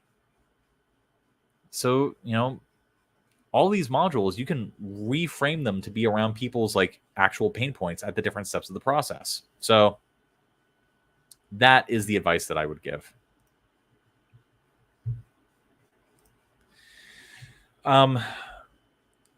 Here's the real answer. I was going to make something up, but I'm going to give you the real answer. You have to read your copy out loud to other people that are not copywriters. And you have to look and see if they're bored. That's it. If you're reading copy to somebody out loud and they're losing interest, and you can see that they're losing interest, the copy sucks. It really is that simple. And if you notice in that reading process that somebody's boring, you write a little B next to the copy, and then you know to rewrite that copy from the blank page. And you just keep doing that until you have somebody's interest completely wrapped through the whole thing. So, yeah, marketing university. Listen, it's bad for everybody unless you are just going to be a knob twiddler and button pusher, like working in some agency for like a multi-billion-dollar corporation. Marketing degrees are not great if you want to actually be a marketer, like for small businesses and like growth-focused stuff. For non-growth focused stuff, it's great. All right, we're moving on. Sorry, Hayato. Like, I know you're a good writer. I've read your copy before. But that copy was, it was bad, but for a unique reason. And that could just be the client and not your fault. So I understand if it is the client. Okay, we've got a sales email for herniated discs. Okay, fairly long sales email. Let's see if it's good. Target audience, people with herniated discs and back pain who are desperate and have tried many solutions for years. I would add also and who don't want surgery. That's a big one that people with herniated discs have to deal with. Sales email within a welcome sequence that sells a $297 course to get back pain free. Weird phrasing. Product, a 12-module video course based on an old forgotten method for curing back pain. Made up. I love the honesty. Subject line, herniated disc. Will I ever be normal again? Put this in quotes, but also like, I don't know if that's the best subject line in the world. Yeah.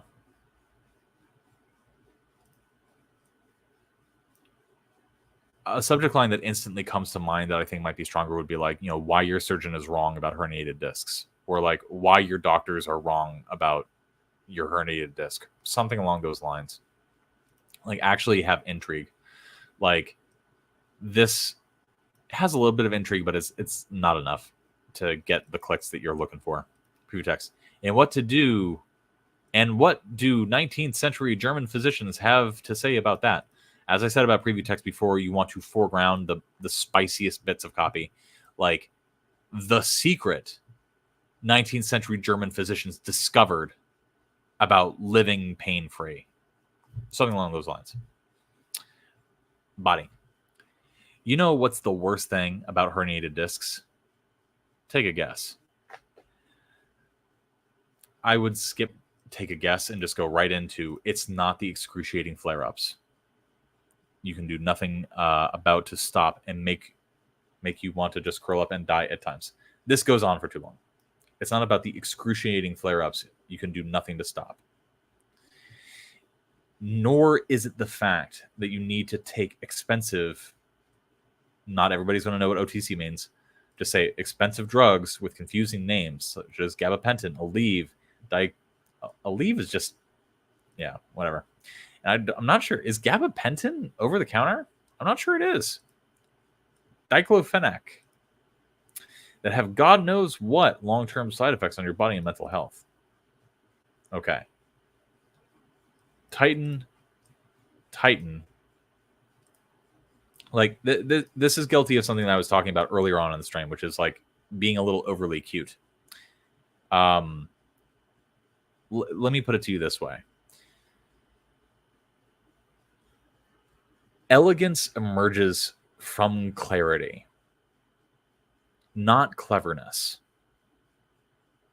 If you are trying to write in a way to seem elegant, you often want to start at the point where your writing is completely crystal clear.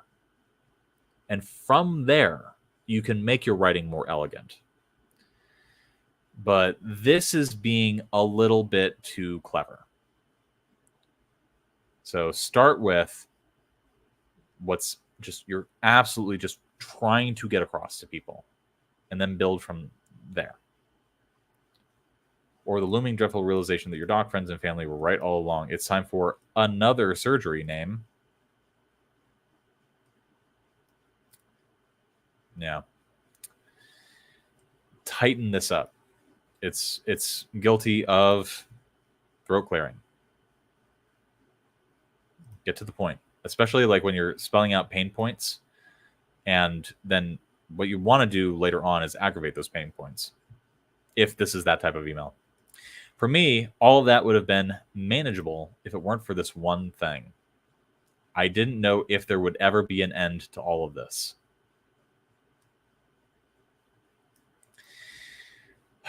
So this earlier, before I was giving Radmore a little bit of grief over antecedents and like reference. Let's count the reference. All of that, referring to this stuff, would have been manageable if it, what is it, were not for this one thing. So one partial sentence has 3 references in it. That is confusing to readers. I did not know if there, another replacement referent, would ever be an end to all of this. This, of course, being a reference to this and not the same thing as this.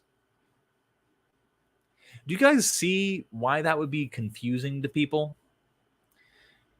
All this stuff, it's like when I point it out to you, it's probably pretty obvious. Like, yeah, that is pretty flippin' confusing.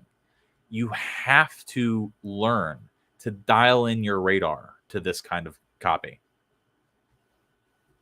It gets very confusing once you start overusing reference. Another one. Looked like I would have to deal with this for the rest of my life. That I will never be normal again. Especially when I knew that this was the case for my uncle and others I came to know online. This is throwing out a lot of stuff and not in the best possible way. It really does feel like it's like this person read a lot of copy and took a lot of copywriting courses and watched a lot of copywriting videos and understands theoretically like the beats abstractly that they're supposed to hit to persuade people, but the copy isn't very persuasive because, again, it does feel like a paint by the numbers, like, oh, and this is the point when I found out that I was not alone and you're not alone too. It feels salesy. And so what I would encourage you to do is to rewrite this in such a way as to feel more authentic and also to like build out stuff a little bit more. Like this right now is being treated as a throwaway line. Like that I will never be normal again is weak because it's so abstract. Flesh it out more, especially when I knew that this was the case for my uncle and others I came to know online. Just pick one. In fact, I had an uncle who dealt with the same thing as me, and I watched him deteriorate as he aged. I knew I did not want that for me. Do you understand what I'm saying there? Like, do you see why that kind of copy, what I just said, is better than what you have? It drives home the point more. It paints a picture of something that the reader would want to avoid too. That's what I'm trying to articulate to you. Not being able to bend over to play with your grandkids. Yes, deeper benefits, deeper pain points. Yeah. Yes. Nolan, you hit the nail on the head. I see what it's trying to do, but a clearer story, a clearer pitch would deliver the idea more clearly. I don't think being normal would offend people. At least it would only offend the people that you wouldn't want to buy your stuff anyway.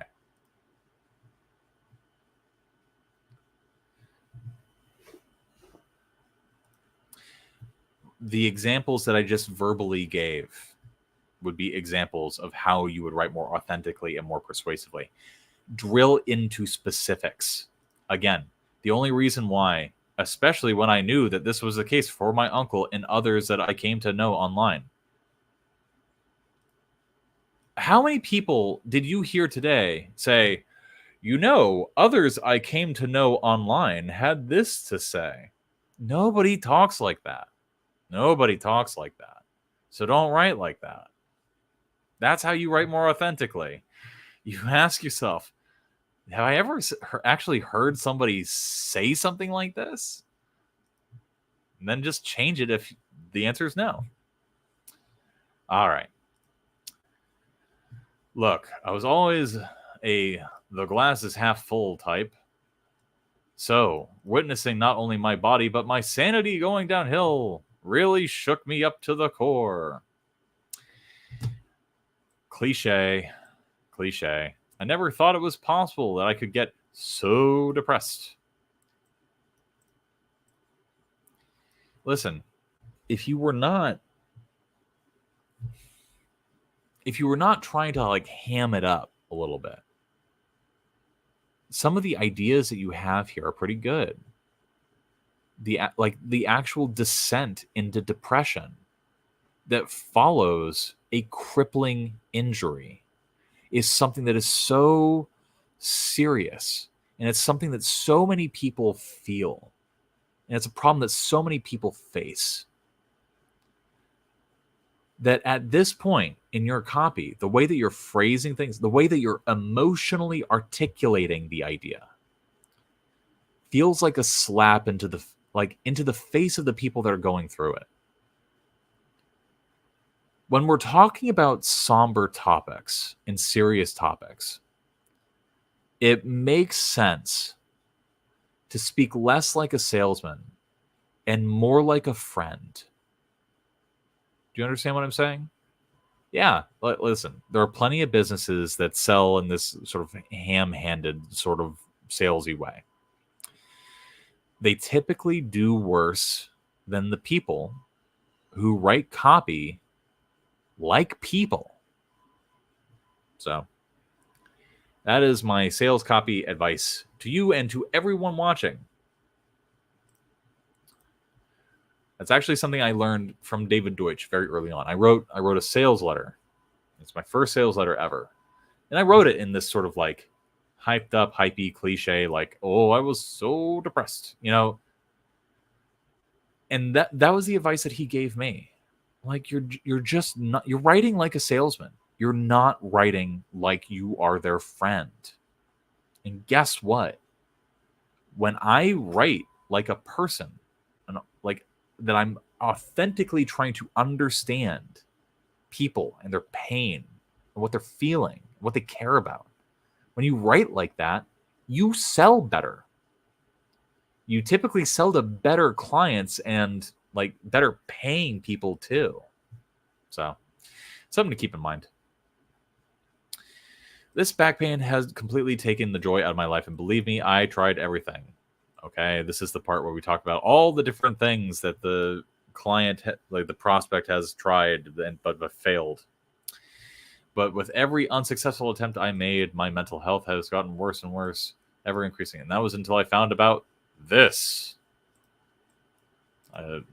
That's just weak. Again, like I've been repeatedly saying that referents are intrinsically weak. Dr. Clausewitz's Ganzlichte Method für Rückenschmerzen.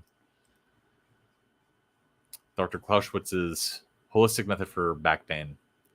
An unusual but effective and holistic approach to lower back pain was buried in a big old textbook. Listen, if this were a sales email, like I would say this would probably be better suited to be a lift. Like actually like tease the secret, tease the book, but let the actual persuasion take place on the sales page. As it stands right now, this particular sales email, like, because it's in such a compressed space, the problem that it's running into is that it needs to slow down. You need to expand more. You need to like actually write more words to really reach people. But as it stands, it sounds like, you know, this is the part where I talk about this and then do this and then write this. Feels very schmutzed in, like schmooshed. Blew my mind. My eyes were glued to the text. I consumed every page and took notes. Yeah. This is all just running into the same problems that I've been talking about along the way. You know, it feels inauthentic. It feels salesy. It feels like a recapitulation of like all this. Yeah. Again, one of the best pieces of advice that I ever got from Mark Ford when I first started writing copy ever was, your copy sounds like copy. Fucking stop that. Write like a human. Write like a person. Enthusiastically, empathetically, clearly. But do away with the really schmaltzy, really over-the-top positioning of yourself. Like, maybe this is just a phase that you need to go through before you start writing actually good copy. But, like, right now, as it stands, this is really hammed up, and it's just not going to work as well for the type of audience that reads this kind of stuff. So that is my advice to you. It's just not landing. And like the type of sales copy that is like this, when you do write this way, very salesy, hammed up copy, it needs to be expanded more. It needs to actually delve deeper into more specific things. And the big problem that you're running into with this type of copy is that like it's just not specific. There's like I counted your reference in 2 of your sentences, man, and it was just not clear. So that is my suggestion for rewriting this. Anybody have any questions about what I said along the way or this particular piece of copy?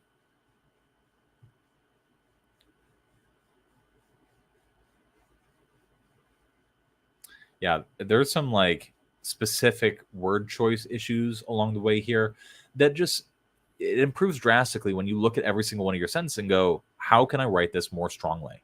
And honestly, that's the best advice that I can give to people when it comes to like actually line editing. Like just go sentence by sentence and go, what will make this stronger? What will improve this line?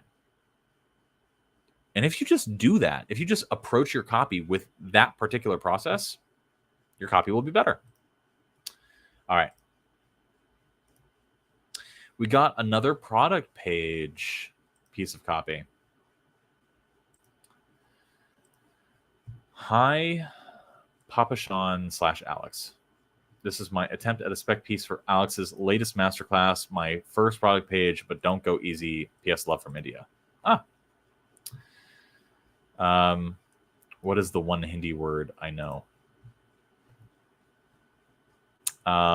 Nope, it's gone. I've spent the last couple of weeks only hearing Portuguese, so it's lost. All right. Again, this is part of the product pages that I showed you guys before earlier in the stream. If we accept one of these product pages, we pay people, you regular people, $150. So there you go. Cross-pollination, a masterclass to unlock a stream of endless marketing ideas. The criminally underrated power of trying new things. Format-wise, our website's not going to allow us to do that. Short 15-second version. In this masterclass, Alex will teach you how to steal proven ideas from other niches, making sure your marketing career never takes a dip. Takes a dip would be a cliche, not very specific. Let's see. Okay, and so this is the topper copy, not the body. Ever wish you could skip the frustration of it? So, okay, topper copy does not have a headline. So you have to change that. Instead of pulling your hair out over a blank page, what if generating ideas was as effortless as following a proven system? Okay, here's where you're immediately going wrong with this. And this is something that every single person watching the stream needs to learn. Do people intrinsically, automatically, immediately care about generating ideas effortlessly? No. Some people do, certainly. If people go looking for this page, yeah, they will probably care. But like I was saying before about the university page copy, you need to sell people and then sell them again and then sell them again. People do not automatically understand the value of ideas in a marketing and copywriting context. Most people don't even know what an idea is. And so that is probably where you should start. And a really good example of this is, Todd Brown wrote a whole book called like The Big Marketing Idea, and he sold it and has sales pages for it. Go read that and see how he says. Why don't we just take a look here? Todd Brown, Big Marketing Idea. The Big Marketing Idea. Look at this. Look at how this sells the idea of ideas in copy and marketing. This is the only job for your marketing. What's the purpose of marketing? Peter Drucker, one of the greatest management gurus ever, said the job of marketing is to make selling superfluous, to make selling unnecessary. Effective marketing makes selling practically unnecessary. This idea, and then that was the teaser. This idea really opened up. Okay. This idea, oh, Christ. The fact that marketing and selling are two completely different activities. Okay, this is not what I was looking for. Most important question when marketing.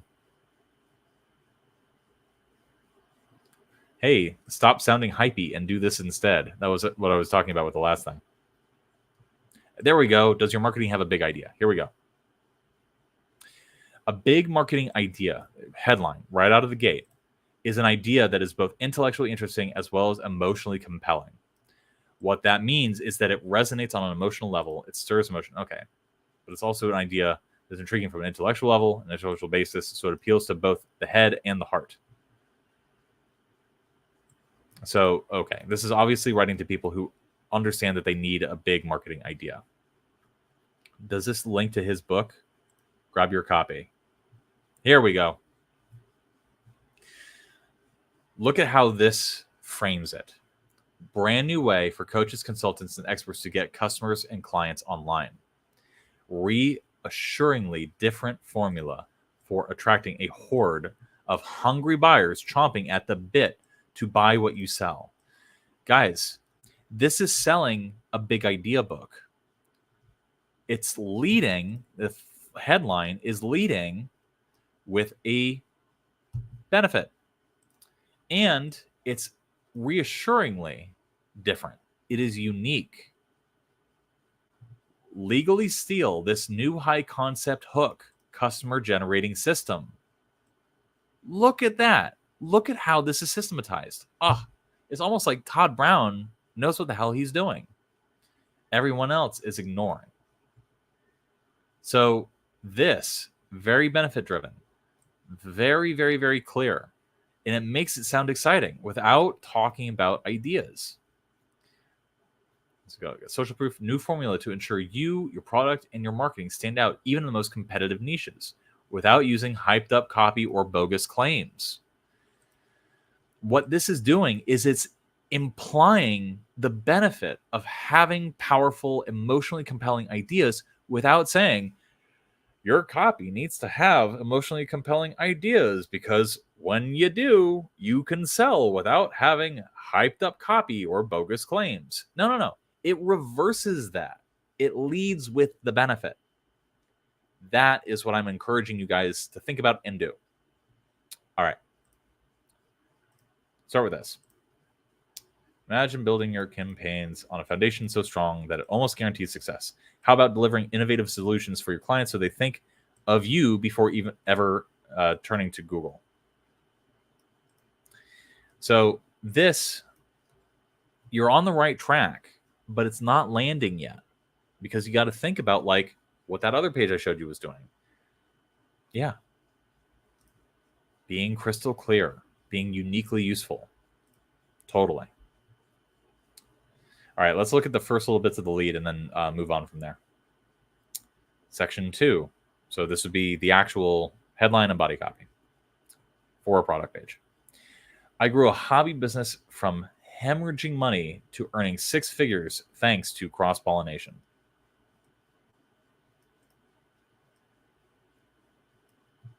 Yeah. Listen, systematize it. Come up with a novel or unique way of like framing cross-pollination. People look at cross-pollination and go, huh? Thanks to this simple X-step process for, here's an example. Using a special secret method that I call idea sex. That's provocative. That's interesting. That has like a natural tug to it. That's going to be better than like just cross-pollination. You can certainly make cross-pollination work in a different context, but here it's not really working. Our golden boy Alex has been secretly deploying cross-pollination for years. Nope. Instantly, right out of the gate, this doesn't work. In fact, like your lead, man, you got so little time to grab people's attention and encourage them to want to read. This does not work. In fact, it is the secret sauce to his rapid growth with no formal training. Expatriate co-owned. Cross-pollination was also pivotal in building a six-figure business Alex co-owns. Funny. So grab your pen and notebook. Yeah, this does not work. You need a more robust lead because you need to, like, there are a few things that you need to build up along the way in order to sell people on the idea of cross-pollination. People need to understand the importance of, like, hopping niches. People need to understand the importance of an idea to begin with. People need to understand like what cross-pollination can do. Like, people need to understand what they're missing from their research and writing process that cross-pollination can fulfill and like replace and benefit the person using it. That's all missing here. So that is what I want you to work on. And if you rewrite this, I will gladly take a look at it again. All right. We're coming to near the end. We just have a few to go. We got, bullet practice for one of our masterclasses. Okay. Hold on one second. Rob, Mr. Braddock is watching this. I appreciate that. He sent me the big idea book for a live stream. I have it in my Google Drive, but I think the landing page works a little bit better. What is up? Just for reference, guys, Rob Braddock has sold many millions of dollars for many different financial publishing businesses. He is a real pro. He has an incredible origin story in this business. And in fact, he and I did an interview that some of the other members of Copy That found it was too extreme and too incendiary to the point where they did not want to sign off on publishing it. So it is an unreleased interview that he and I did together about how he got into copywriting. And so, yeah, if you guys like, he's one of the names that you want to actually look out for. I think was working on or is working on a book about his time in prison and everything he had to do, not only to survive that experience, but then become a 7-figure, possibly 8-figure copywriter on the other end.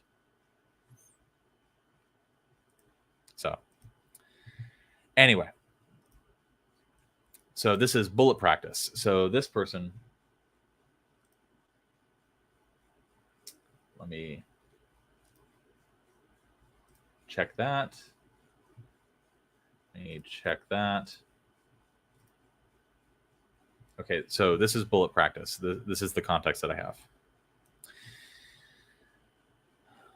So product page copy for this particular masterclass. The bullets are tailored towards newbie copywriters looking for their first or one of their first clients. I'm thinking of doing a lead that will be focused on the same premise. Note, these bullets did not go through the 2-week sleeper agent treatment. Regardless, I'd still like some feedback on them. They follow a somewhat order, but no specific timestamps as of yet. I picked 12 of my favorites. Thanks. Amazing. Thank you for your patronage. Okay, bullets. The rule of 2. Why being competent is only half of the puzzle. Hint, the missing piece is revealed at time. Half the puzzle for what? So the cool thing about the 4 U's test is, and the 4 U's being, is this urgent? Is this useful? Is this ultra specific? Is this unique? Is that test, that litmus test, works really well for headlines, subheads, and bullets. So we can apply that to bullets. Now, does this feel unique? No. Does this feel useful? I mean, it could if I knew what I was missing. If I knew what this was for, what the benefit is, what it is. So because it's not ultra specific, it's not useful. and it's lacking urgency. Urgency is the one that you can most often ditch. How kicking an infant child down the stairs can get you your first client. No. Listen, that definitely wins points for uniqueness. But one of the things, here's what this is referring to. Alex is talking about a phrase, which is called, you have to kill your babies. Earlier in the stream, I used the phrase kill your darlings because that's a more polite for society way of saying the exact same thing. So I'm guessing in that masterclass, Alex used his common phrase, you got to kill your babies. And listen, we do not support infanticide on this channel. That is a metaphor. That's a metaphor for basically looking at the things that you do, and even if you like them, having to decide like to get rid of them from your copy or from whatever you're doing in order to make it stronger. So, that's something that you want to keep in mind. So this is one of those things where it's like, without all that context, without that like foreknowledge, this bullet is really just going to feel like we're telling people to kick infants downstairs, and we don't want to do that. All right, 3. With 90% of the emails, I won't even finish the subject line. They are that dull. Alex explains what you must include if you don't want your pitch to bomb.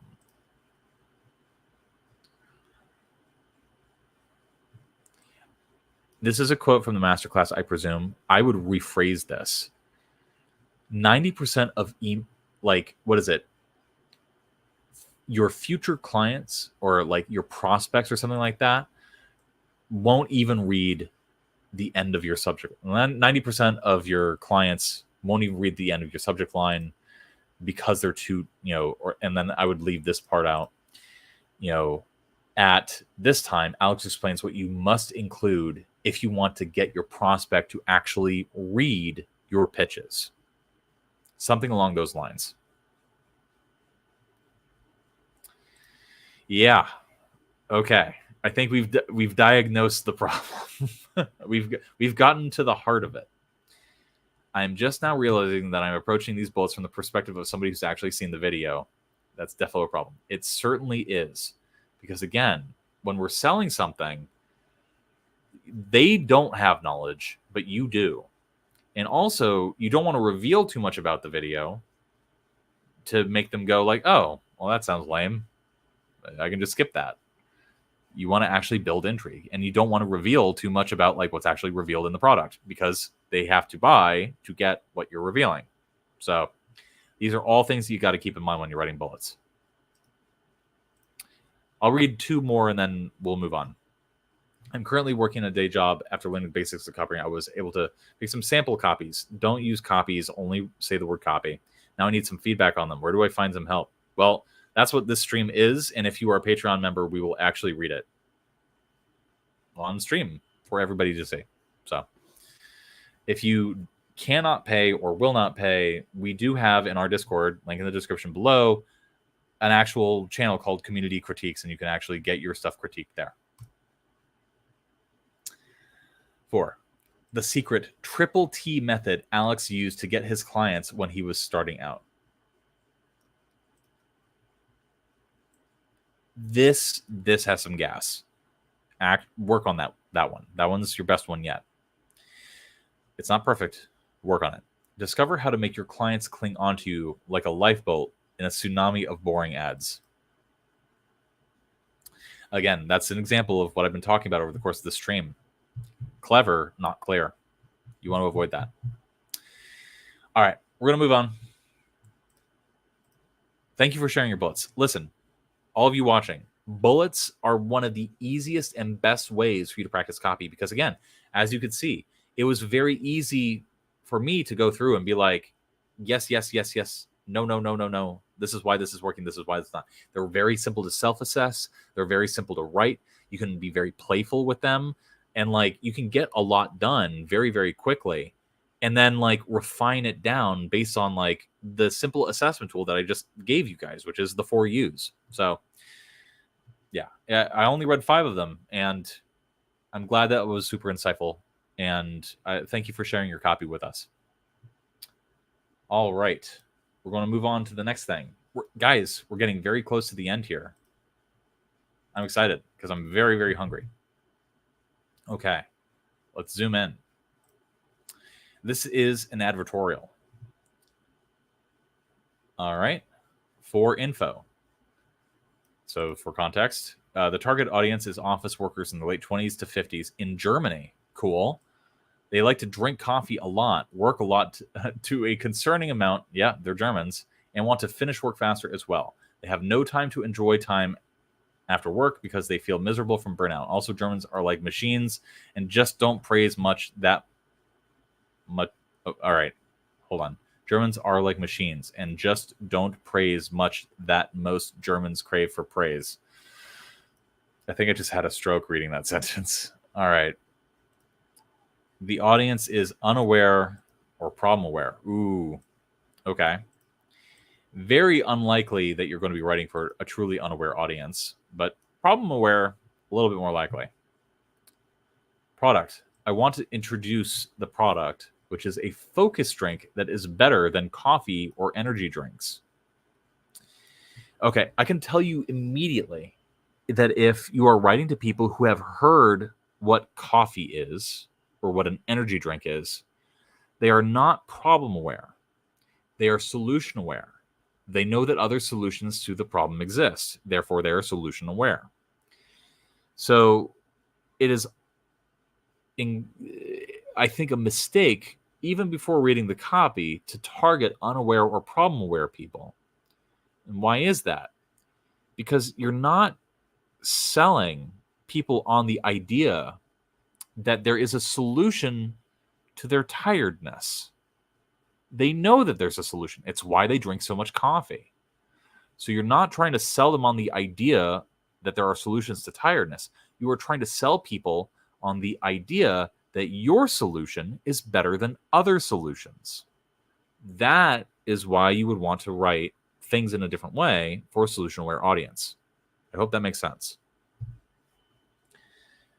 Stages of awareness. It's very important to get it right. We'll look a little bit more closely. USP is healthy, has no crashes, larger focus. Peaceful. Translate into German afterward. I'm going to take the time to read this. I hope you're ready to be for the advertorial. Please help me review which topic is necessary and which is not, because this is my first time writing advertorials. I don't know how much info is enough info. Truly appreciate your feedback. Okay. Advertorials are weird. I have a whole masterclass on advertorial. Advertorials used to like be disguised articles in newspapers that actually ended up selling a product. So it's blending like education, entertainment, persuasion, etc. Advertorials are very fun to write. All right, first headline. Why hard work alone won't boost your performance. The German work misbelief that most Germans are still sticking to today. Are we missing something vital? Don't love that. The invisible German work culture that's sealing away your productivity. Okay, so I can see how this would be written for an unaware or problem-aware audience. So it's going to articulate an argument about German work culture and why that's a mistake, and then pivot at one point to being like, one of the problems is that you guys are drinking too much coffee. Luckily, there's a better way. And then sell the energy drink.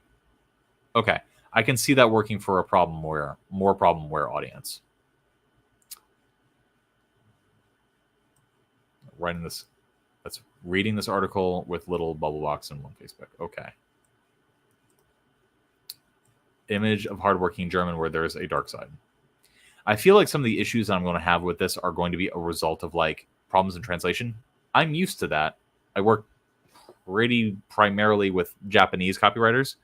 So I'm not going to focus on like language or line edits. I'm going to try to focus on your ideas. The blinded truth about German work life. Okay. So translation issue, the unknown truth or the truth that people don't see about German work life.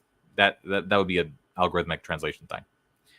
We Germans are perfectionists. We love to live up to the title of being the most disciplined people in the world. Our studious nature has made others conduct studies and even become an inspiration around the world. However, that perfection comes with a sour turn. Yeah. Again, I'm not giving copy ideas when it comes to line edits because these are very clearly translation errors. So I'm not going to get hung up on stuff. It'll probably make sense in German. However, that perfection comes with a sour turn. Although it helps achieve greatness, the cost is a deeper concern. When it comes to work, we burden ourselves a lot with trying to fit in the German work ethic, and our superiors also expect way more from us. This put us in a perfectionism versus productivity struggle. Even in translation, there's ways that you can emphasize this line. And so, like, that puts us like between, the cliche would be between a rock and a hard place, or between skillet and Charybdis. Like, this puts us in a hard place between having to choose between two uncomfortable extremes, ... perfection versus productivity. Wanting to do more, but reaching burnout, resulting in less productivity than at the start of our day. So I'm going to pause here really quick to let you know that if you were to write your next advertorial and you wanted to make it more solution aware, like more for solution aware, I have a feeling that would sell better than this, for one. And two, because people would be naturally more interested in it. And two, you could frame it as like, ways to be more productive that don't require coffee. And then it could be like a listicle, and like you'd have a bunch of different things. And like the first one would be like, stretching, going for a walk. And like you can lean into some of the same like cultural stuff in that article as well. We Germans, we love our work, yada, yada, yada. But, if you want to actually increase your productivity, sometimes it makes sense to actually do some things that might sound or feel counterintuitive. Here's a list of some of the ways that you can actually become more productive. Stretching, exercise, yada, yada. Actually drinking less coffee. It's true, like the increased cortisol, will decrease your focus, et cetera, et cetera.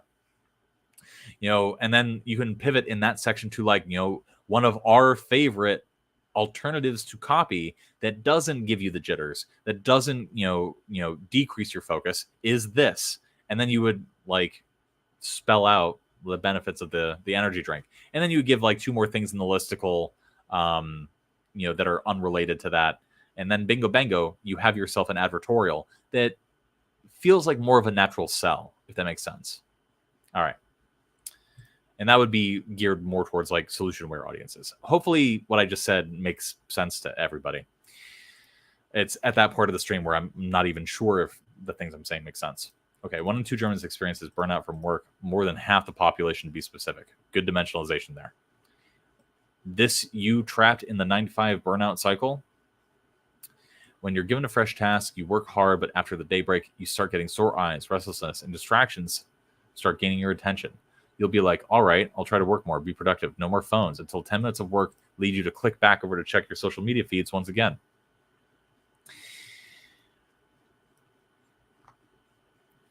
I'm not loving this. Like, it feels a little bit too fluffy for me. Cut it a little bit tighter. Before you know it, you are left with work piling up on your desk. Now you either go into overtime, yada yada, focus on something else. It takes quite a lot of energy and effort. Hence, it's not surprising that if something easier like phones, have time spent on the task. All right. Recent studies showing that I've been declining productivity. So it writes, but it's an epidemic. Cycle for years.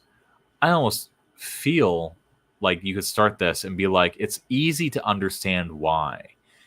More than ever, we're exposed to more and more distractions. And then you go into this stuff. I have a feeling that this section would be more tolerable, easier to read if you just played around with the structure and the order that you reveal stuff a little bit more.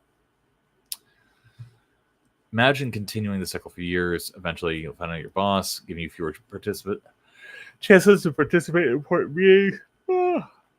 Sooner or later, you are the second option, and replacements will be waiting around the corner. To battle burnout, our first instinct would be to drink some coffee to freshen up, want ourselves to focus harder again. I mean, this burnout that we're battling feels different from the burnout that we are talking about here. You know, there's burnout where like, hey, I'm fatigued. I feel like I can't work anymore. Like right now, I feel like I can't review any more copy and say things intelligently on stream. I'm burned out. And then there's like the deeper, more psychological, like, I can't get out of bed. I want to unalive myself. That kind of burnout. So it might make sense to distinguish between the two. Like, I imagine in German, the word might be the same. So I could be off base there. All right. I started getting terrible crashes. It affects my focus, mind, and energy. I get anxiety attacks, headaches, and fatigue. All right. I'm not going to read all 15 pages of this. There's a lot. And the problem that you're running into here is that this just needs to be tightened up a little bit more. It needs to be read more cleanly. Like, you're just recapitulating, like, this is why this is a problem. And also, like, coffee is not a problem. But if you just structure things a little bit differently, it's going to be a lot stronger. Like, imagine a subhead like, okay, 1, 2, experience burnout. Are you trapped in the 9 to 5 burnout cycle? And then just have like half a page of copy, like right around there, like spelling out and like articulating the problem using the structure that I gave you before. Then have another subhead like, you know, think coffee is the solution. Wrong. Coffee might actually be making things worse. And then you have your section about all of this. And again, just adding a subhead there breaks up the reading process and makes things go a little bit more smoothly. Jitters, uneasy heartbeats, anxiety attacks, bad mood, gone. When 9 to 5 workers drink coffee or even energy drinks to boost mood and motivation, it doesn't last long. You feel the peak, yet the after effect leaves you sluggish. So now we're selling against alternatives. By switching to green tea, you will have the gentle awakening of freshness and productivity.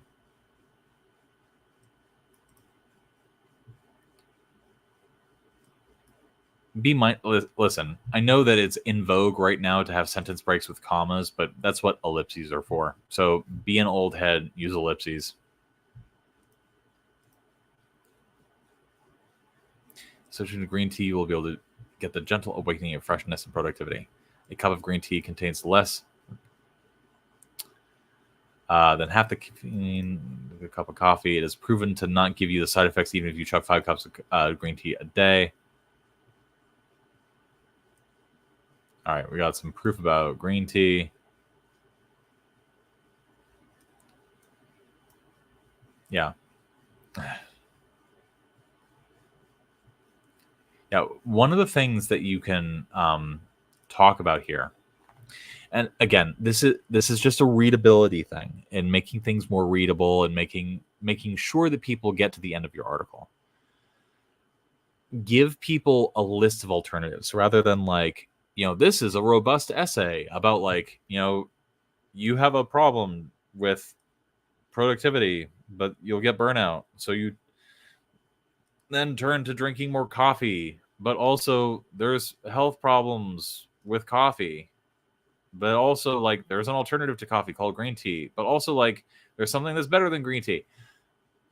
You clear things up, make things a lot simpler, and just be like, once you establish that there are problems with green tea, that the rest of the article is about what the alternative options are to coffee.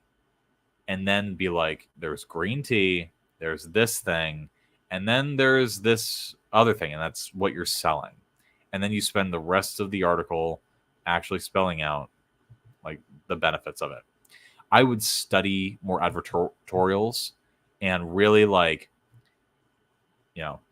Bettergy. Really try to mimic or mirror their structure. And really see if there are any advertorials out there that are doing what you're hoping to do or trying to accomplish with this, and really go point by point, section by section, and be okay, what is this doing? How is it doing it? How is it increasing readability? How much page space is it devoting to this thing? And there's a previous Whetstone Wednesday that I did where I read an advertorial. I think it was by a member of our Discord named Marcos. And he's a really good advertorial writer. I think I'm remembering correctly. And I would go look at that Whetstone Wednesday and look at the actual advice that I gave him there. But really what's giving me burnout going through this is that it's structured in a way that feels boring to me. And boring copy is one of the worst things that you could possibly have. And really, it's just a structure and order problem. And if you just rearrange things, it's going to be a lot stronger. So that's what I would highly, highly recommend.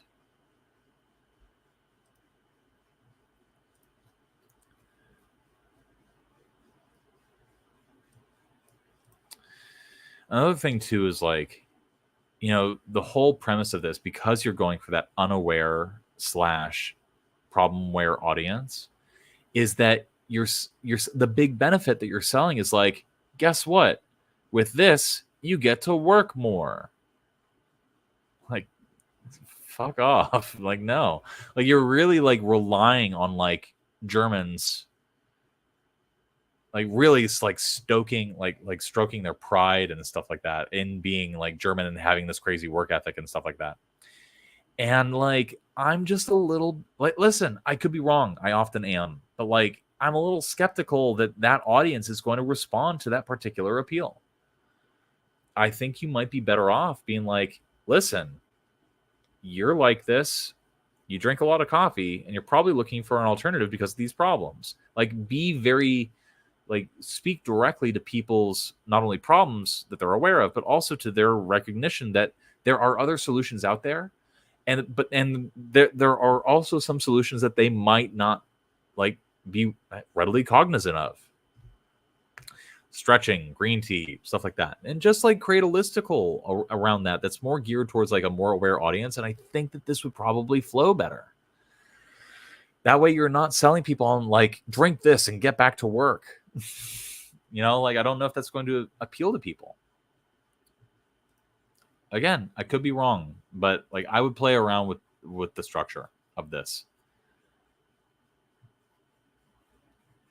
I think that as you get into the actual offer, this is looking better. But again, it's the key, the secret in copy is getting people to read your offers. The more people you get to read your offers, the more you're going to sell. And so ultimately the structure that I gave you before, I think it's going to end up being superior for you. At least I hope so. Yeah. All right. I hope that was helpful. I hope that gave you some good advice. Again, did not focus on language issue stuff. The Germans did build Mercedes. I have nothing but love for some Germans. The good ones. Bavarians. I love me some Bavarians. Let me put it that way. All right. We will move on unless people have any other questions or things they want me to talk about. All right. I have 1, 2, 3 left. Let's do this, guys. We can do this together. Context. This is a landing page. Oh my God, it's another 8-pager. Oh, but it's copyboarding. Okay. I mentioned that copywriting was a system for structuring landing pages, sales pages, and sales letters. Hold on. Are you sure that there are some that are very fine people? That is a reference to a particular president, and I think it's very, very funny.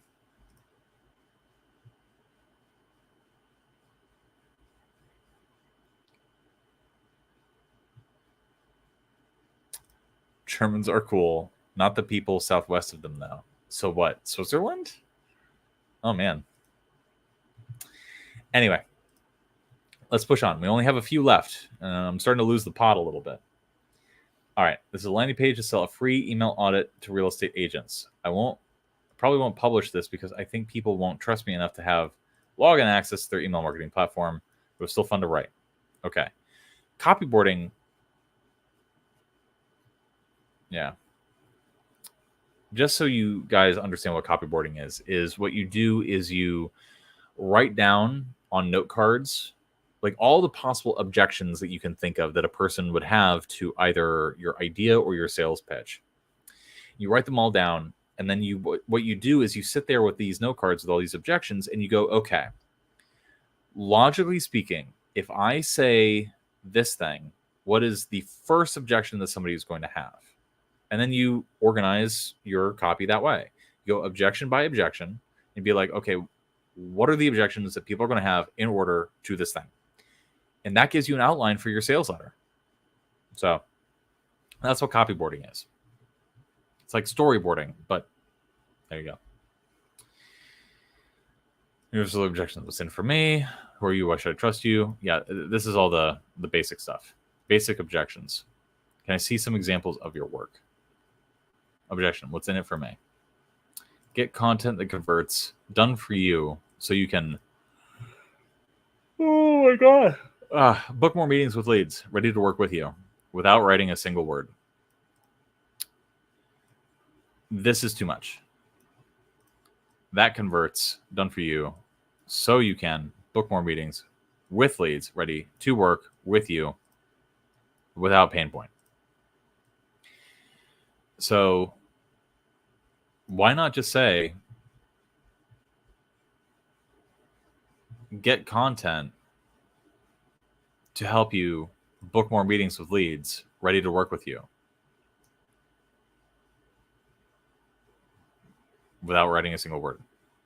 You know, just simplify this and it's instantly going to be stronger. So the what's in it for me typically covers both the headline, the deck copy, and the lead. So that's something to keep in mind. Do you ever feel like you're losing out on deals because you don't have a proven system for consistently converting leads into clients? You're spending more time marketing than selling homes. You're tired of chasing leads, and every agent is using the same boring templates? If so, you are in the right place. Keep reading to discover the magic ingredient top agents use in their marketing to drive 80 to 90% of all real estate deals. So far, I don't hate this. So far, this is pretty good. I'm not saying it's perfect, but I can definitely tell that this would be appealing to some real estate agents. I can already tell that. I think using the language of real estate agents would probably be better. So use the word like turnkey content that helps you book more meetings with leads ready to work with you. Something like that. I think that would be stronger. I think having this up front, it's kind of a generic structure, but it works for standard landing pages. Keep reading to discover the magic ingredient top agents use in their marketing to drive 80 to 90% of all real estate deals. Generating leads is the lifeline of your business.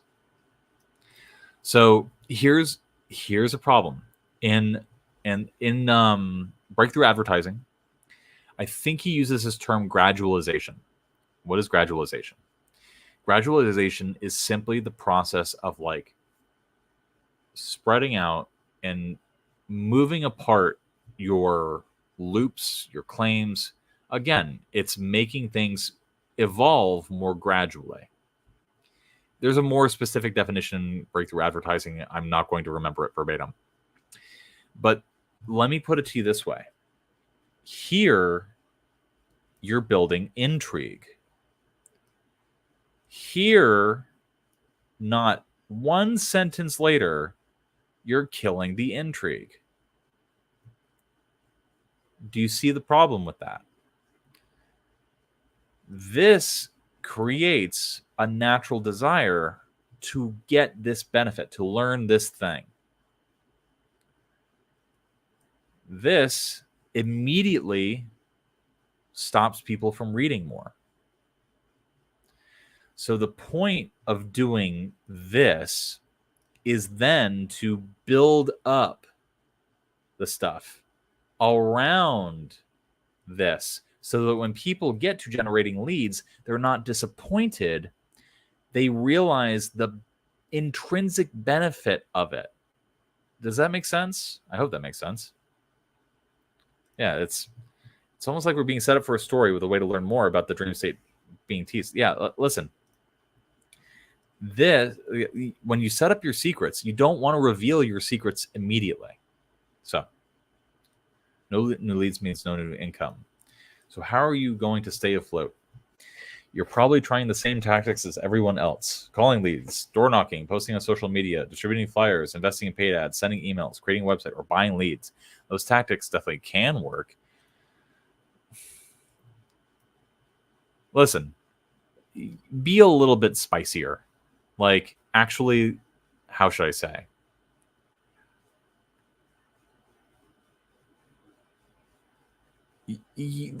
I'm just thinking of like copy that you can actually use. Like, this is, these are the kinds of tactics that everyone is using. And do you think that you're actually going to stand out if you do this? No. The definition of insanity is doing the same thing over and over again and expecting a different result. And if this stuff is not working for you, guess what? You might just be a little crazy to think that they're going to work for you. Do you see how I had setups and callbacks in what I just said to you? That is a way to really, really sell against these things that people associate with what they should be doing. So, yeah. But the reason why most agents struggle with them is because their marketing is missing something. Let's face it. Everybody's inboxes and feeds are crowded. Yeah. And just standard like pain points. Luckily, this is where copywriting comes in.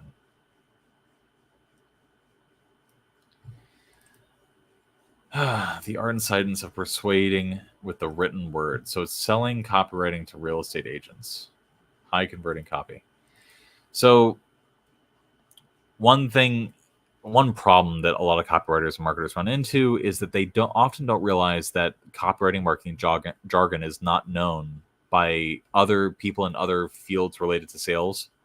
Like, I'm going to bet at least $8 that a majority of real estate agents in America don't know what conversion means in this context.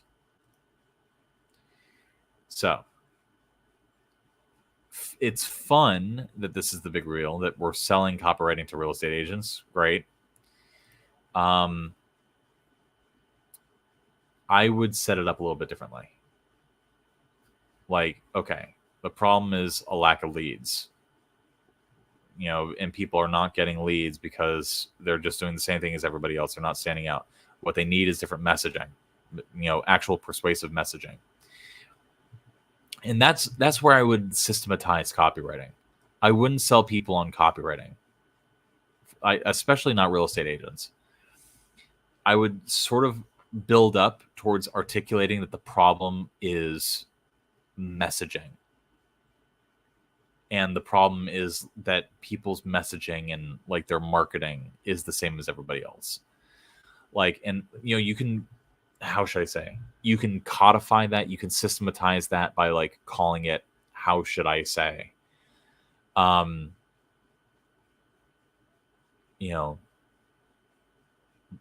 Quote, power messaging or something like that. The problem is that most real estates don't understand what I like to call power messaging. And power messaging allows you to persuade even the most reluctant and skeptical buyers that, yes, they are indeed looking at their dream home. Something along those lines. I don't talk about this in every single stream. But one of the things that you got to keep in mind when you're writing copy is that the moment that somebody can look at what you've written and go, oh, I know that. Oh, I've seen that before. Oh, that's similar to this other thing that I'm aware of. You've lost the sale. You've lost the person. You've lost the interest. If it's the same as everybody else, it's going to be the same as everybody else, and who cares? So you have to be cognizant of that. You have to look at your copy and be very careful about like what you're deploying, what you're revealing. Like, for example, when I said this is the secret and it reveals a little bit too fast, the reason that's a problem is because most real estate agents know that they need to be generating leads. So the moment they see, oh, generating leads, they know that already. And the moment they go, oh, I can bucket that. Oh, that's what this is going to be about. You've lost them. So these are things you want to keep in mind.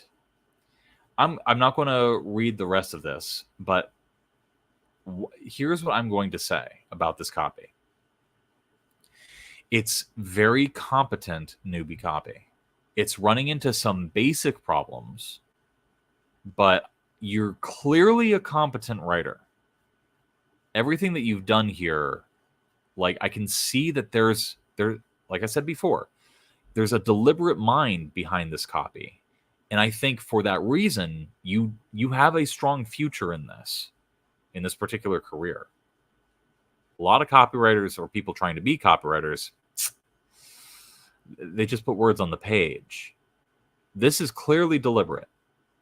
And so what I want to encourage you to do is be a little bit more deliberate at a smaller scale and really focus on like the ideas and how you articulate them, the order in which you articulate them, and like where you have setups and punchlines, where you have like call and response, the things like that.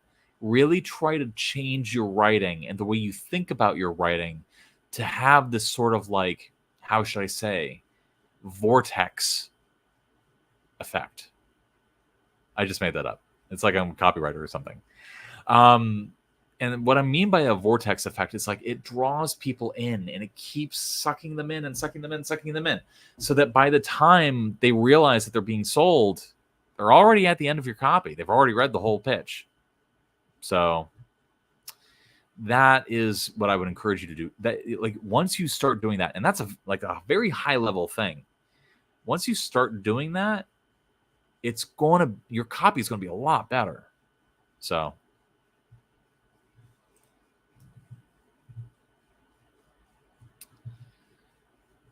let's see. I come from real estate. You want to say something like the old saying, they don't know you care until you show you care. That's what the reveal does. Yeah. I think, listen, I can't off the top of my head rewrite that because the whole section needs to change. There's this, something else needs to go here before we reveal that it's generating leads. So yeah, the vortex effect. Yeah, maybe I'll how to like create a vortex effect in your copy or something like that. Absolutely. And like that, and what that would just be gradualization. But I wouldn't use the term gradualization in the headline. I would have reveal eventually that it was gradualization way later in the masterclass. So that's how that would work. Okay, we're gonna move on. I'm going to listen. Jazz Cipher, you have promise. I want to see you like actually go a little bit further and like manifest that promise. So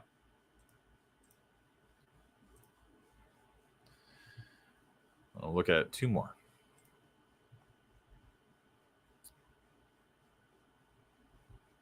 Yeah.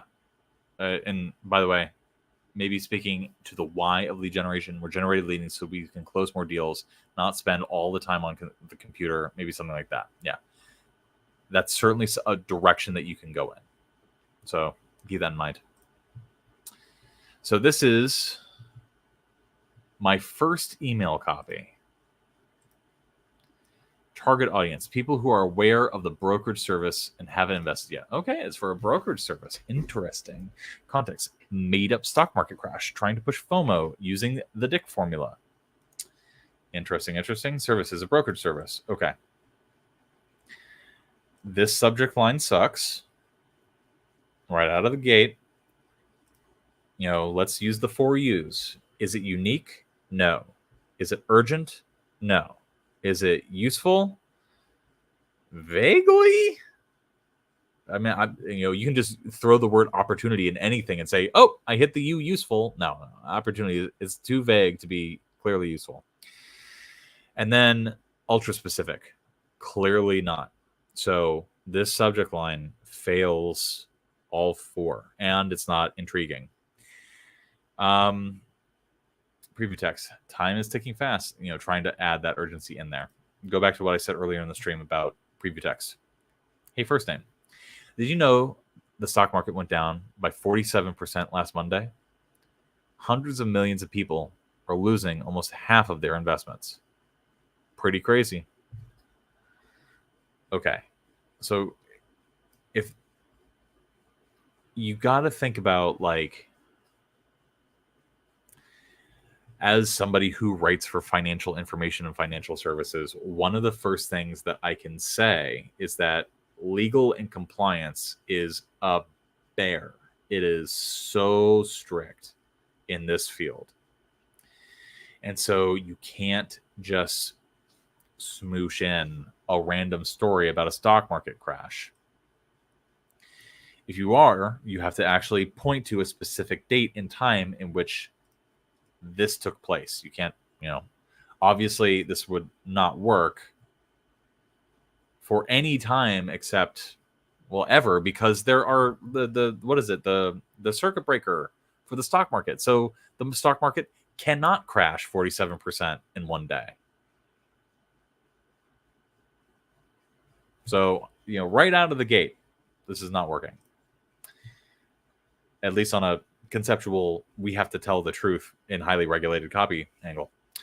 Hundreds of millions of people are losing almost half their investments. Pretty crazy. But when things like this happen, there's also a golden opportunity. As the most successful investor in history, Warren Buffett says, Buffett has 2 T's. When others panic, he looks to buy even more stocks. Why? Because historically, the stock market will recover and grow even further. So by investing today, more than 47% profit is a guarantee for you. I'm sorry. I just had a PTSD, Vietnamese, Vietnam War flashback of legal and what they would say if they saw this. They would stab you. Literally, they would come to your cubicle and stab you for writing like this. The market is already slowly recovering. Don't miss out. So, okay, this is your first email. I'm playing around. I'm not going to be too strict. I see what you're doing.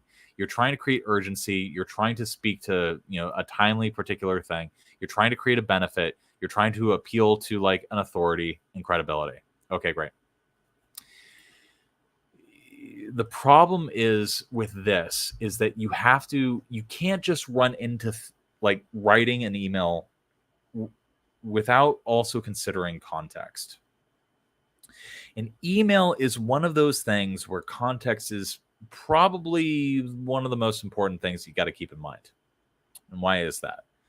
It's because people, when they receive an email from you, they have had a lot of experience before, either via the sign-up process or emails that they've seen from this brand before.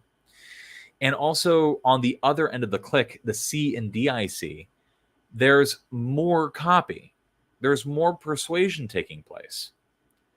And typically that persuasion is very highly crafted, very tightly crafted to get people to do a specific thing. And so DIC, what are called lift emails, sometimes they're called dedicated, sometimes they're called endos, but we'll just call them lift emails. They use the DIC formula.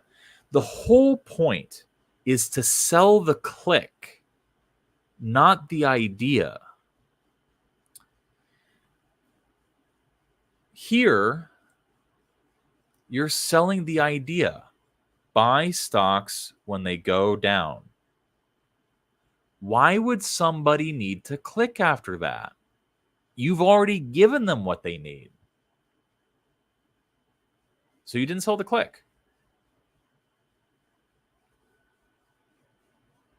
So that's what you want to keep in mind. When you are writing a lift, anything using the DIC formula, the whole point is to sell people, build enough intrigue that the click is what they have to do.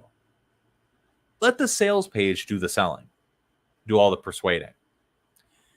All the persuasion in the email, if you're using the DIC formula, is to sell people on clicking to see the next thing based upon your understanding of what they've seen before. So typically, and this is my suggestion to you, since this is your first piece of email copy, is find a brand, find an email list, read their emails for like 2 or 3 weeks, write an email for that business and for that voice that leads to a very specific page using the kind and style of copy that that brand is accustomed to sending.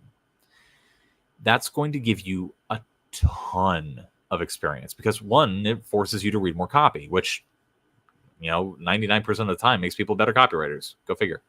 And 2, that will give you experience in actually studying and learning how to write for a brand, which is what you're trying to do if you're a freelance copywriter.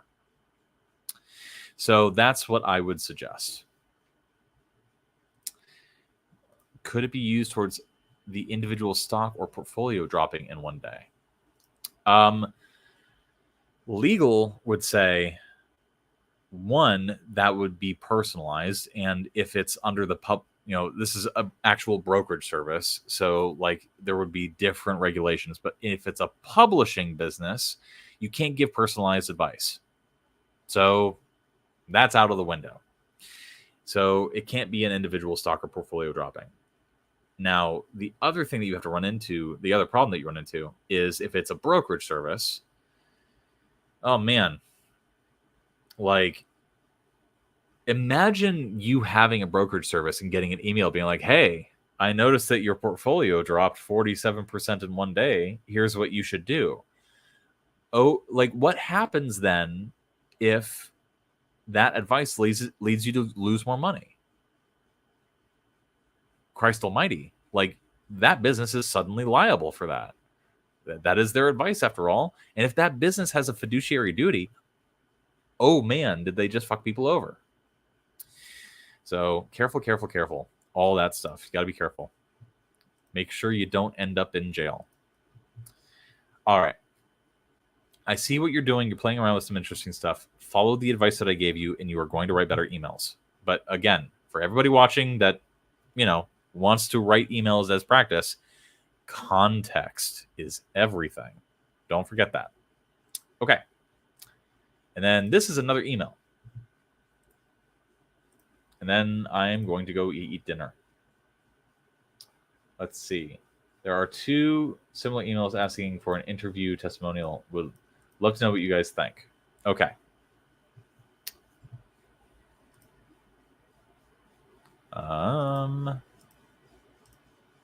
All right. Context. The first email aims, I'll just read the first email, aims to get the reader to jump on a quick interview. The second email tries to ask for images, videos from previous buyers we can feature on the website. A coding bootcamp. Oh, I love that. Oh, I would love to write copy for a coding bootcamp. Audience is previous buyers. Okay, great. Request for an interview. Subject line 1, say, what? Subject line 2, 1001. Okay. Both of these subject lines suck ass. Don't use them. Like, be more specific. Like, have it be at least tangentially related to something. 1001. Like, imagine getting an email from Coding Bootcamp LLC, and the subject line is simply 1001. Even this, have you heard the news name, would be a better subject line, in my opinion. We're about to sign our 1001st student. Needless to say, this wouldn't be possible without you. In a tightly regulated field, this would be a problem, but like, you know, who's going to check this? Certainly not the FTC. This wouldn't be possible without you. And then we're going to have a GIF of a person riding a magic carpet. Because without you, we'd never be able to leave an impact on the game of careers and help career changers across the globe open their eyes to the endless possibilities out there. This paragraph sucks. Rewrite that. Have it be clearer. Have it be tighter. Use some of the advice that I gave earlier in the stream. You're one of the true heroes of brand. Obviously, it's Coding Bootcamp LLC. That's why we want to ask you for a favor. We're looking for 20 graduates to hop on a short online interview about their bootcamp experience and reward them afterward. Okay, this is not working for me. This feels unrelated to the actual ask of the email. Like, this is not intrinsically interesting by itself. Yeah, you can make the argument that there's some social proof there, but that still sucks. Okay. Now, that's why we want to ask you for a favor. Here is where a little bit of, like, if you've read Robert Cialdini's Influence, this is where a little bit of, like, buttering people up to, how should I say, make them imagine their desired self. We want to ask you for a favor because you are such an amazing student who had such a great time, attending our boot camp, ... We want to ask you for your help. Reciprocity right there. So, there's liking and then reciprocity. Don't reveal that you're going to hop onto an interview. Don't reveal just yet that you're basically asking people to work for free, basically. Why? There's nothing more encouraging than hearing the story of someone who walked the same path that you did. No. Again, make this feel like a benefit to them. Like, before you even reveal that this is an interview, talk about how you're constantly striving to improve the product. Because ideally, if you're a good, reputable business, you are going to hear feedback from people, and you're going to use that to, again, like, improve the product, but also use it as testimonials if possible. So that's something you want to keep in mind. This is just not working for me. This email is not working for me so far. So we'd love to display real video reviews on our website to empower even more career changers like you. So if this is if this is a coding bootcamp, it's predicated on people having bought it and then successfully changed careers. I would just lean into that up here. This feels unspecific, vague, unconnected, yada, yada. So the interview will take 15 to 20 minutes, and you don't need to prepare or anything. Leave the details towards the end of the email. All you have to do is answer a few questions while we record the interview. That's it. Of course, we don't want you to leave empty-handed. So if you're among the first 20 graduates who do take the interview, we'll send you one of our popular hoodies of the color of your choice. Okay. You cannot bribe people for testimonials. I mean, you can. That's a really big regulatory no-no. Like, I know several people who actually, in Brazil, got into huge trouble with regulatory agencies there because of doing stuff like that.